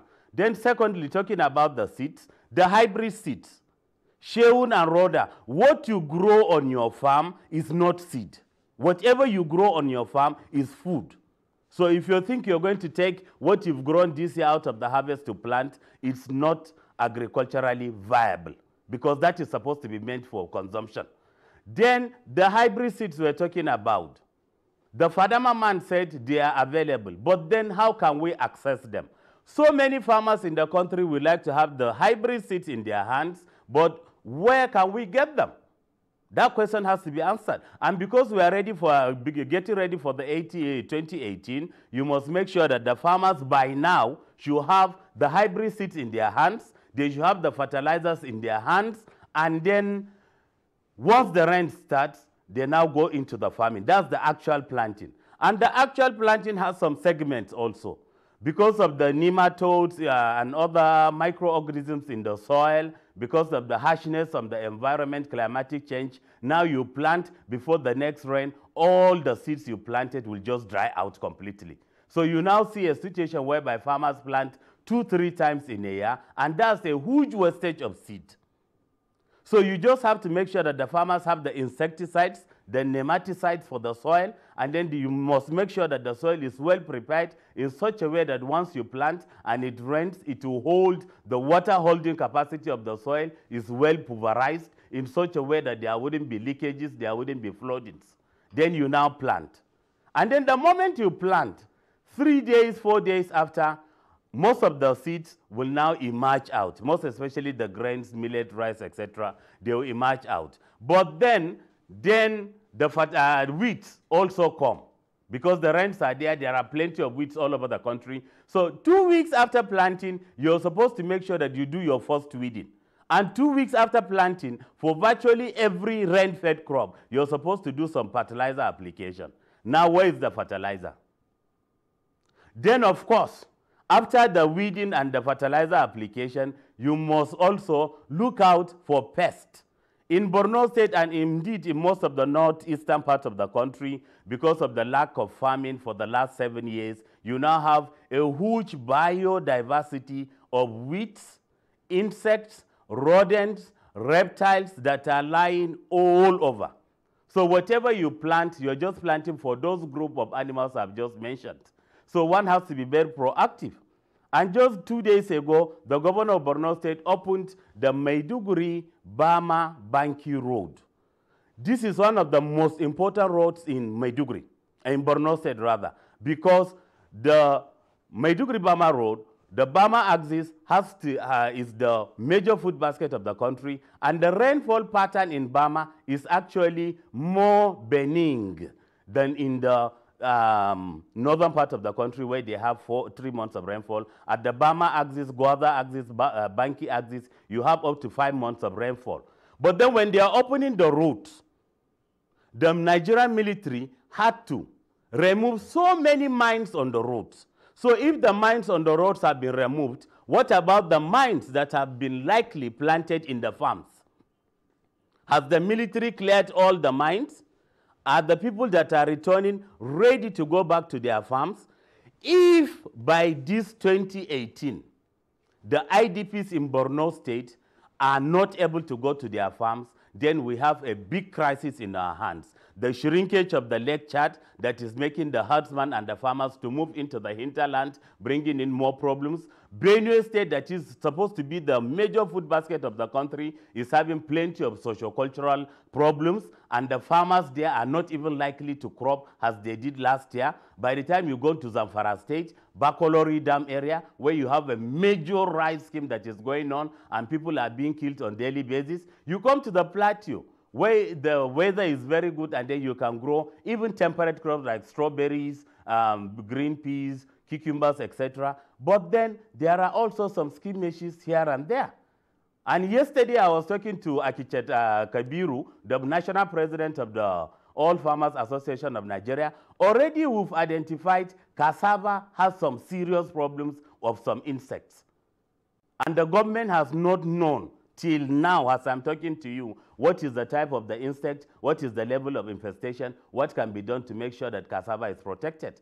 Then the federal government itself, under the office of the Federal Ministry of Agriculture, has said army worms are going to be on the brink this year. And army worms attack maize and other grains, and the maize and grains we're talking about are the major staples of the country. So talking about the IDPs that went back to Burma day before yesterday, our expectation was the state government will give them what we call starter packs. Instead of you giving them money, you should be able to give them high-quality seeds. And our expectation is before you return them back to their localities, you must make sure that the farms have been cleared and the tractors have been deployed to plow the land. Then as they are going, you give them their seeds. Even the simple implements we're talking about, the machete, the cutlasses, the hoes, the people that are returning do not have them. So when I was seeing it on television, I was expecting that the farmers should be given a hoe, a cutlass, a machete, a bag of seed, and then etc., so that by the time they go, the rents are being expected in a short while. They should just go back to their farms to pick the bits and pieces of their lives. But this is not happening here. But then in certain states like Yobe, I'm happy to note that because I work directly with the government of Yobe State, I'm happy to know that all these things we are talking about, they are well prepared. Their tractors have already left the Damaturu, the state capital. They have moved to all over the local government areas. The state government has gotten all the improved seeds we're talking about, and they've already started distributing to farmers. And the fertilizers we're talking about, the state government has also gotten that and distributing. Then another major thing, there is what we call the strategic grain reserve that is supposed to be in every state. By the time the rainy season begins, the farmers are going to go to the farm with what they have. And the food in the house is going to be less. A time will come when there will be no food in the house again, and then the thing on the farm that is supposed to be harvested is not yet ready for harvest. So under such a scenario, there is a kind of serious food crisis. And it will add to the food security situation we're talking about. So the Yobe State government has the grain strategic reserve, and they intend in the next 2 weeks or 3 weeks, they are going to release the grains to sell to farmers at affordable prices. That is the level of preparedness we are expecting from virtually all the states. It is April. In some states, the farming season has already started. But then the fertilizers are not there. The hybrid seeds are not there. The tractor mechanization we're talking about, you can hardly get one to go to your village. Where you have the tractor, the villages are not affordable. So the problems are enormous. The problems are really enormous. But like Dr. Negadu said, all hope is not lost. I am happy to tell you that so many youths have come into agriculture in the last few years. Some 7 years back, under the auspices of the Nigerian Governors Council, we did a peer review of all the 36 states, and then we noticed that the average age of the Nigerian farmer is actually 61. That's the average age. And then the women you are talking about, they consist the subsistence farmers. Some of them have less than 1 hectare of land to farm on. And then they don't have any other implement apart from the horse and cutlasses. But then these subsistence women and the subsistence farmers are the ones actually feeding this country now. So, right, thank you very much, Prof. There, Professor Gambo. You've raised quite a lot of issues, and you've raised the role of state governments in all of this, because as we speak, we're just speaking to the federal government. But then I think as we wind down on the program, we'll come back to you to speak to at least some of the issues that you have raised already. We're quite aware that a lot of youth have come into agriculture, no doubt, especially in this administration. Lots and lots of youth have actually, we've had them on the program here, how they're benefiting from the agricultural program of this administration. But first, let's get back to Dr. Hakeem Oyerinde. Prof raised two issues I'd like to take up with you now. That's the issue of fertilizer, how available are fertilizers to farmers. And another issue is the application, the right application. And that was what Dr. Samuel Negedu was talking about earlier. Education of the farmers, application of the fertilizers. And also, Prof raised another issue, the issue of army worms. And I know that earlier on you spoke to it. How are the farmers going to deal with it this season? Educating the farmers on right application of the fertilizers, itself having access to it, and then the issue of army worms. Okay, thank you. The basic thing is, I like where Prof started from when he was talking about the planting preparation, the main planting, and we can call the other one the post-harvest management. The basic thing is that most of our farmers and even the policymaker doesn't think of pests and diseases in preparing for planting season. The basic factor is the pest usually synchronizes life with the crop. So as we are planning, the pest, they are planning too. The nematode, the insect, the fungi, as well as pathogen, they are planning. They make sure that when NIMET predicted that there will be rain and there will be small droughts, the pest will thrive when you quickly rush into the farm. After planting, the pest will come in, especially Bemisia tabasi and a host of Utica mutabilis and a host of plants like that eat the green part of the plant. Will come in, they will destroy the leaf. And with that, before your crop will be able to come up the shock, it will take time. So the planning, before I get to fertilizer, is that the planning should involve and should entail the pest management. We have integrated pest management. Our people have been controlling pests. We have cultural method, crop rotation, shifting cultivation, alley.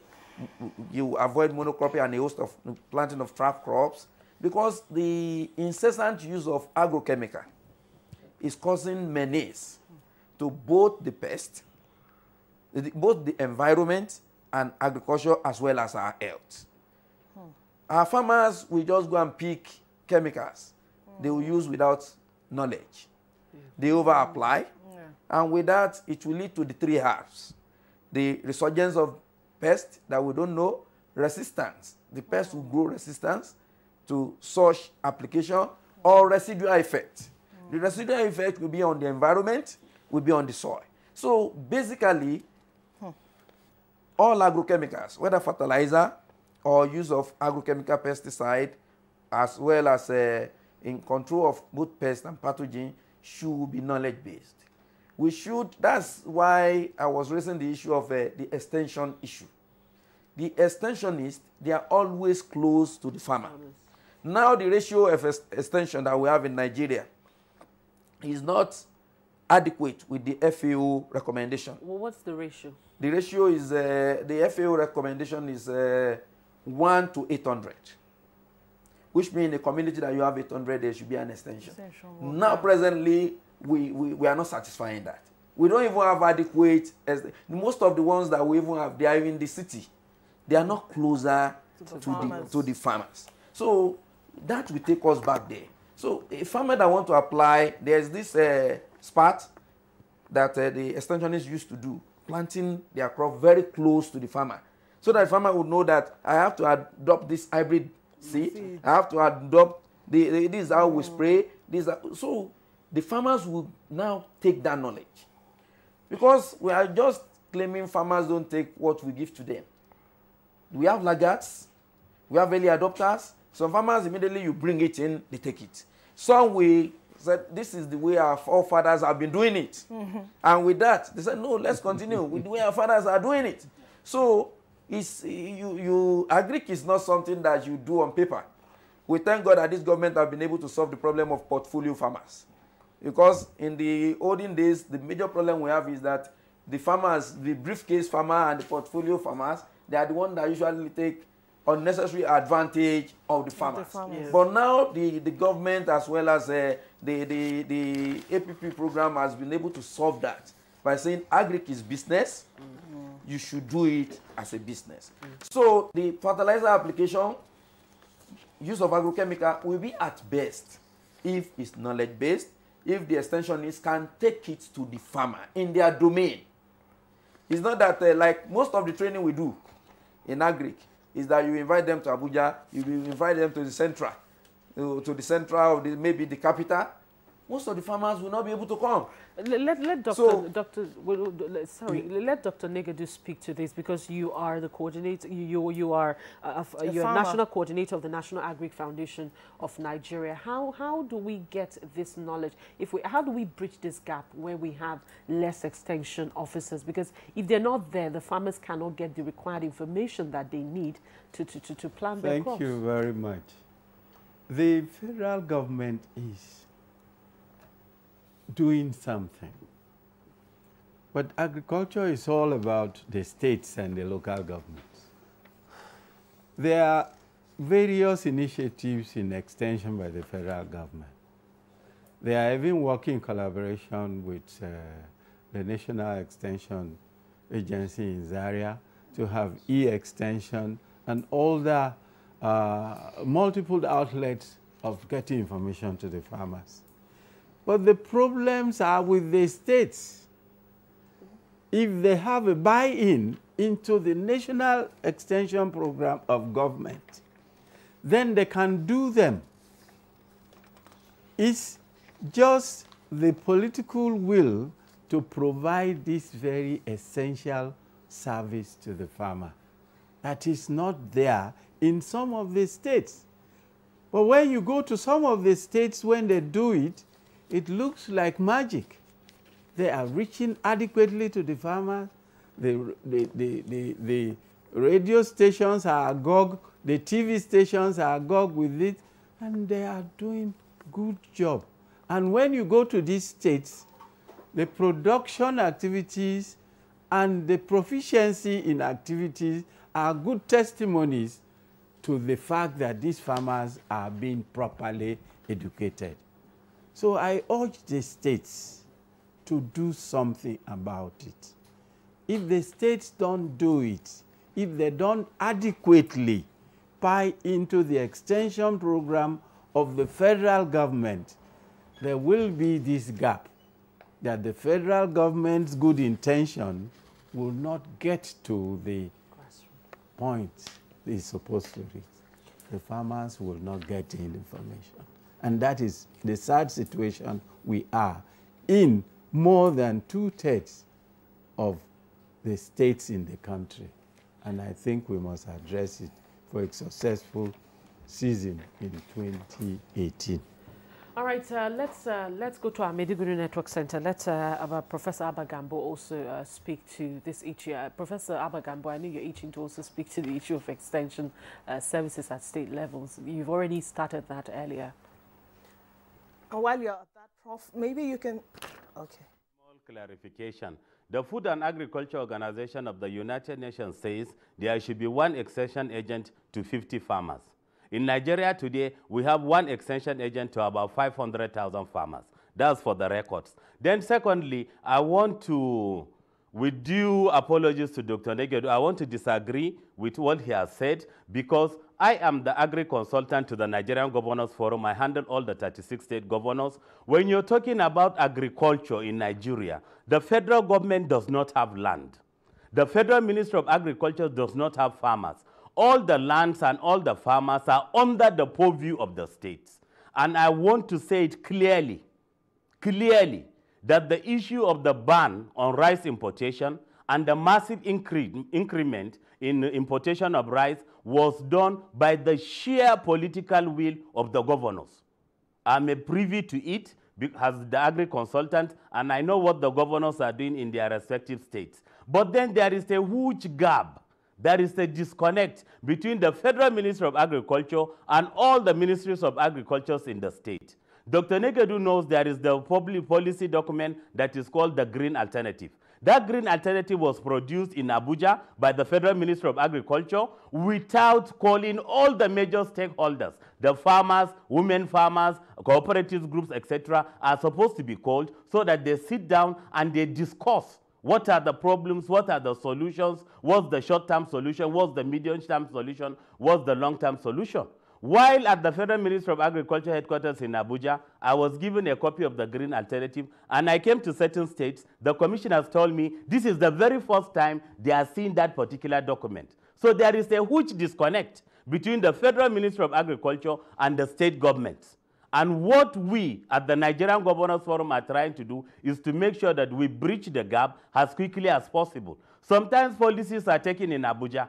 The typical farmer in Damaturu, or the typical farmer in Sokoto, or the typical farmer in Ekiti will not be able to know what the federal government is doing. So we now want a situation. There used to be Federal Ministry of Agriculture offices in all the states. We have one in Maiduguri, Federal Ministry of Agriculture. By the time you go there, it's just a ghost town. The expectation is the farmers will go to that particular place to get the seeds. The farmers are to go there to get the fertilizers. The farmers are to get there to have advices. But then it's not there. Then the ADPs, the Agricultural Development Programs that was noble, that was handling extension, have all virtually died down in all the states. Dr. Negedu knows.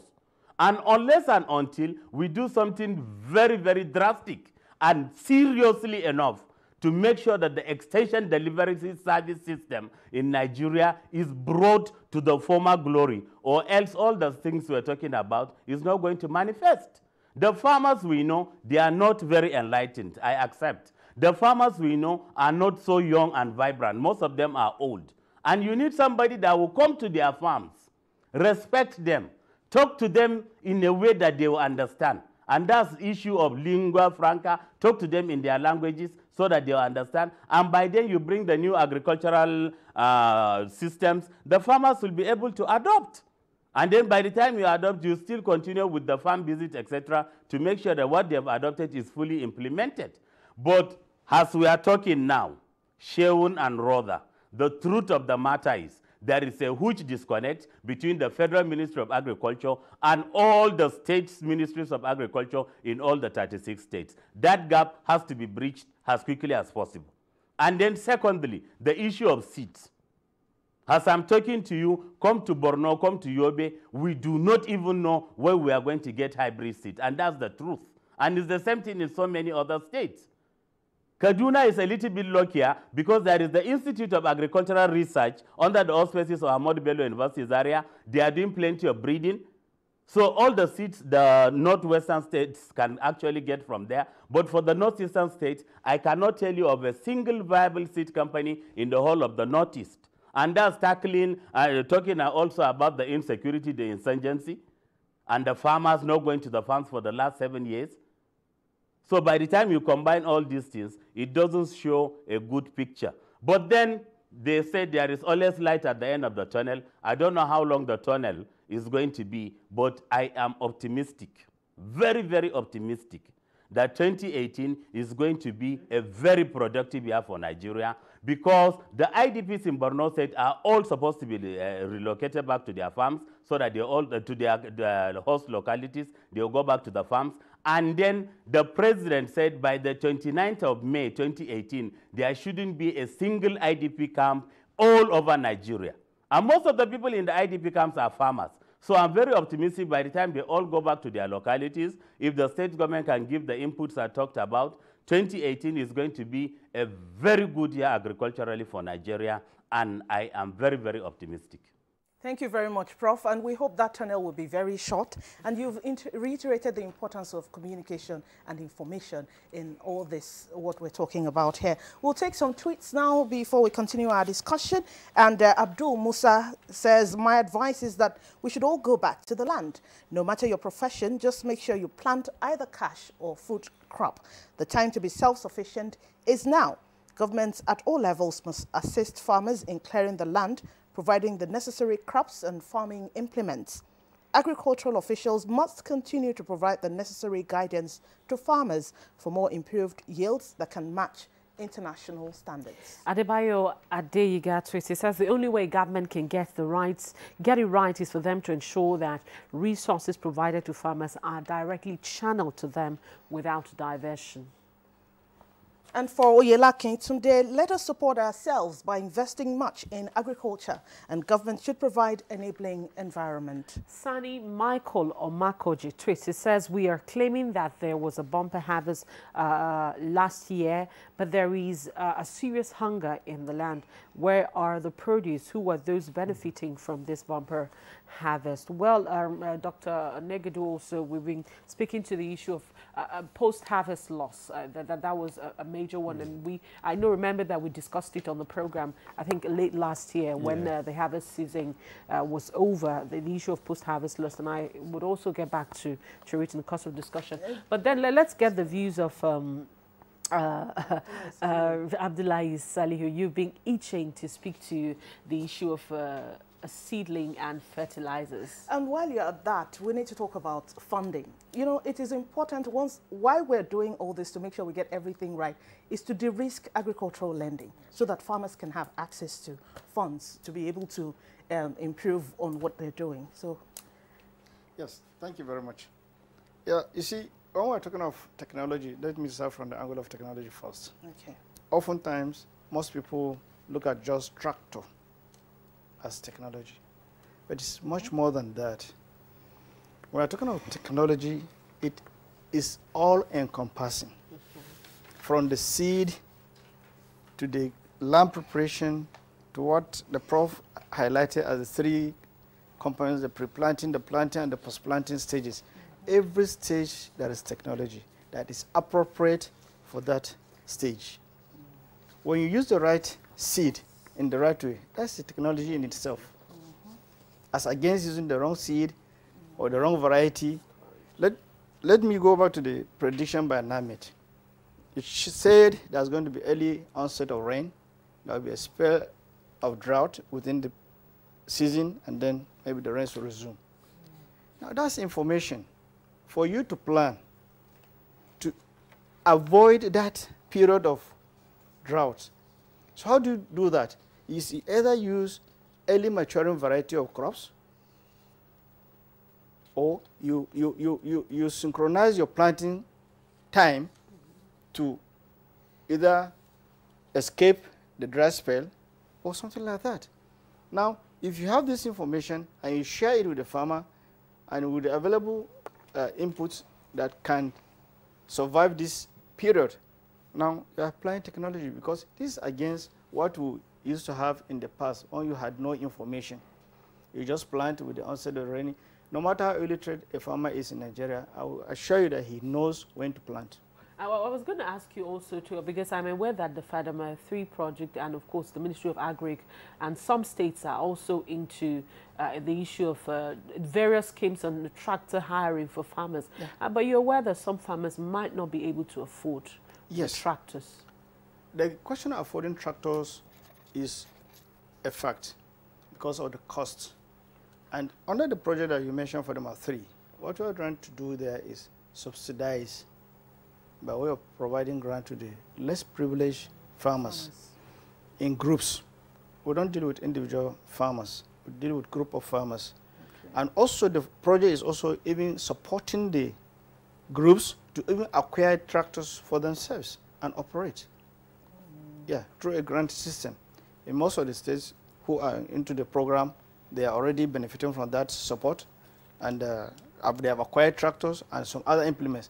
But the point is that it is not only tractor that is used in land preparation, for God's sake. There are other implements that farmers at a lower level can use. Because when you say you want to make sure that every farmer in Nigeria has a tractor, what is the average land holding per farmer in this country? And what is the utility that this tractor can achieve in the farm? Because you find that most of the farms owned by these farmers are fragmented. I think accessibility is more important than owning a tractor. So I think you have to round off now so that we can take the closing points from the other ones. The issue of fertilizer and other agrochemicals. But I sympathize with Professor Gambo. The Northeast, particularly, may not have access to regular fertilizers because of the insurgency going on. Security is very much a concern about the trade in fertilizer, particularly the urea brand, because it is used in making some devices that are explosive in nature and so on. So such things may not be there.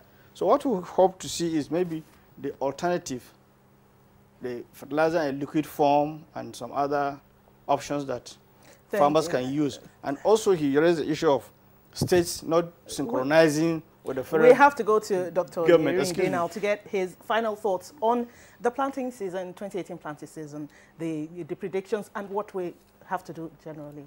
Your final thoughts on what basically what we have to do is to have an holistic preparation, which, you know, it was this present green alternative that said that we should handle the value chain, which means if you want to do that, you must be thinking of pre-planting and when it gets to the consumer, which means with that you have arrays of events that will be handled. So our farmers knows this. What we need is to assist them and to get them informed timely. All right, Dr. Negedu. Yes, I think the awareness is the weapon that we need to get prepared. The federal government is taking on responsibilities. The farmers have responsibilities. We must have all hands on deck to address the challenges that we have to overcome to have a successful year. And I think we will have a better year than we had last year. That's my expectation. All right, thank you very much, Dr. Negedu. But I guess that's the much we can take from all of our guests this morning. We want to say a very big thank you to every one of you for joining us on the program this morning. Especially big thank you to Professor Abba Gambo. Professor Abba Gambo is the head of the Department of Crop Science, University of Maiduguri, Borno State. Don't worry, Prof. The tunnel is short. The tunnel is short. And just also note that, Prof, you also know that at least people are beginning to return to their villages, and of course Boko Haram is being Prof is seeking to put in his last word. Prof, thank you very much. That's as much we can take this morning. We thank you for joining us. All right, also would like to say a very big thank you to Dr. Samuel Negedu, a farmer and national coordinator of the National Agri Foundation of Nigeria. Thank you for coming on the program. Thank you very much. Dr. Akim Oyerinde of the Department of Crop Science, University of Abuja, thank you for your thoughts and time this morning. And finally, a very big thank you to Abdullahi Salihu. He's the project coordinator for Dama 3 in the Federal Capital Territory, Abuja. Gentlemen, thank you all for coming on the program. Thank you. And you must agree with me that it's been incisive discussions on agriculture and the 2018 planting season. On our discussion segment, we move right now to sports with the Commonwealth Games set to get on the way in the Gold Coast on Wednesday. Team Nigeria, who are already in Australia, are optimistic of doing the nation proud. Daniel Aderiye has a preview on Nigeria's participation at the Games.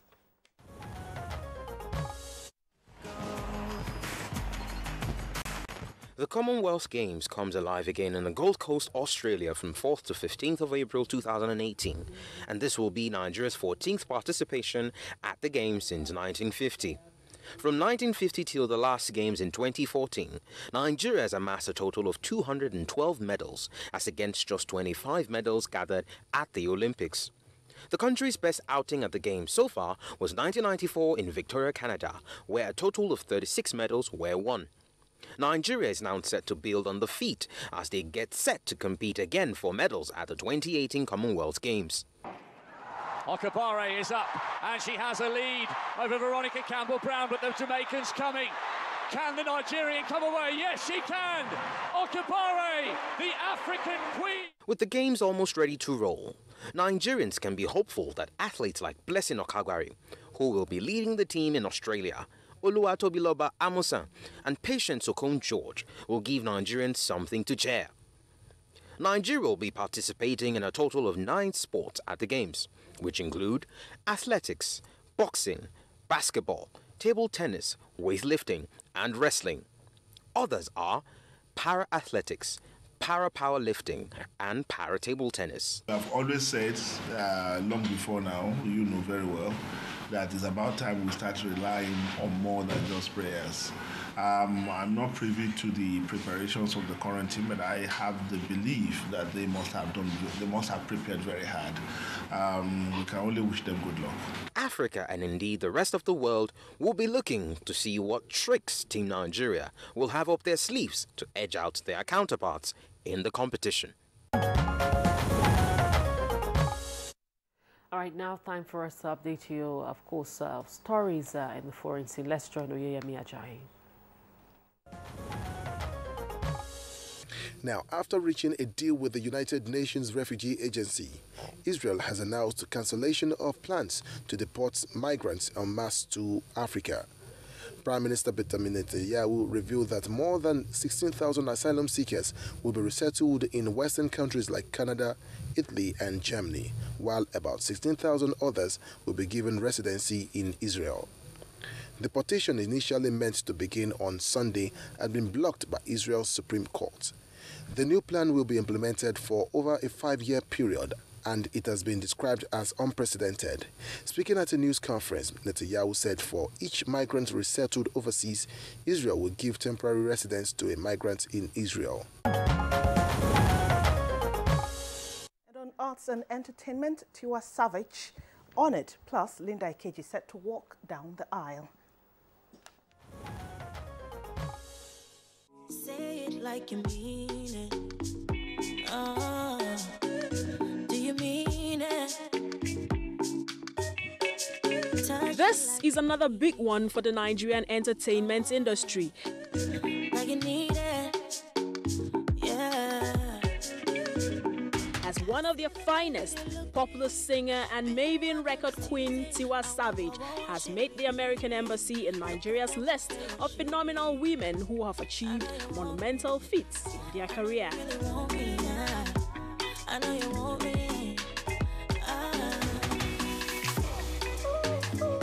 Tiwa Savage is listed alongside the likes of former Minister of Finance, Dr. Ngozi Okonjo-Iweala, former Minister of Communications, Omobola Johnson, and Amina Mohammed, current Deputy Secretary General of the United Nations. Mean it. You better mean it. Whenever you're ready, you will see. No need to worry. My name is Linda Ikeji. I'm 36 years old. I'm a blogger, and I run my own media company. So much controversy surrounds this popular Nigerian blogger, Linda Ikeji.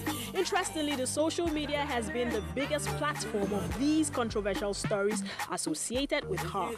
From her fallout with Wizkid, which made the rounds among fans of both celebrities, to her alleged engagement to Don Jazzy, which was later reported as false. Well, they say your hardest times in life lead to the greatest moments. This appears to play out in Linda's case.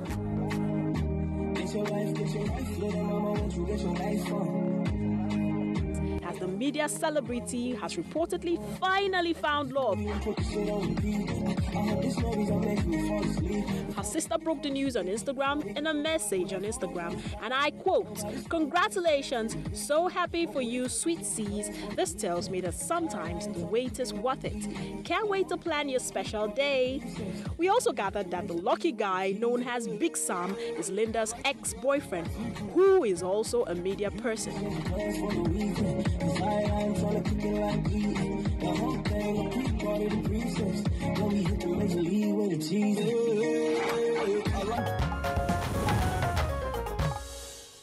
All right, And a congratulations to the both of them, women who are doing very well for themselves, in yes. music and, of course, on social media. Their names to reckon with. All right, and that does it on Good Morning Nigeria today. We thank you for watching, and, of course, we've been speaking to the issue of the planting season 2018. God willing, we'll be back again tomorrow morning. We'll bring you all the interesting topics that we'll do justice to, just like we did to agriculture today. I'm Sheung Olagunju. And I'm Rhoda Anonam. Thank you for watching.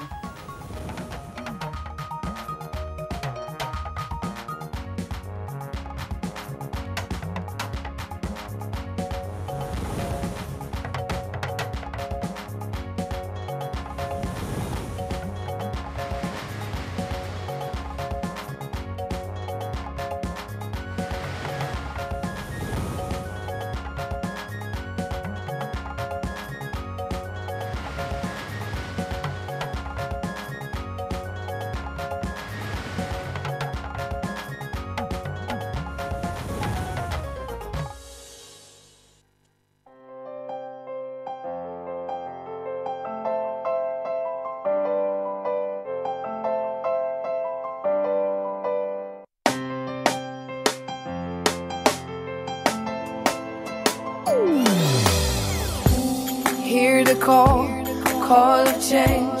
Stand up, Nigeria. Change is here and it's going to stay. Change begins with you. Oh yeah, make we go. Go to so let the change begin from within. Look at you, Ogerola. Change begins with you and me. Change begins with me. Change begins with me. Change begins with me.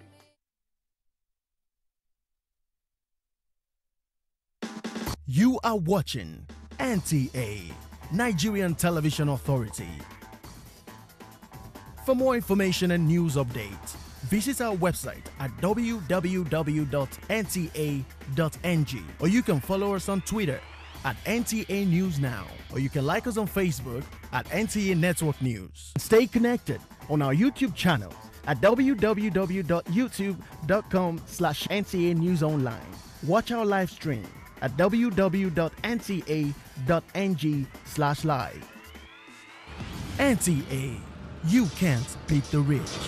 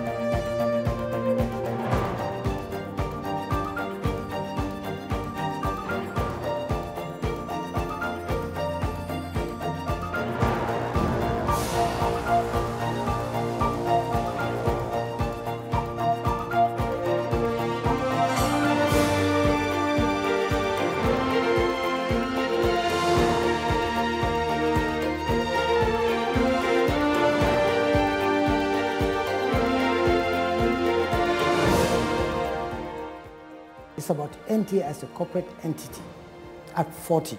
So what we intend to do this time, we intend to depart a little from the usual, right? NTA is about television. Television is about programming, right? So we intend, to launch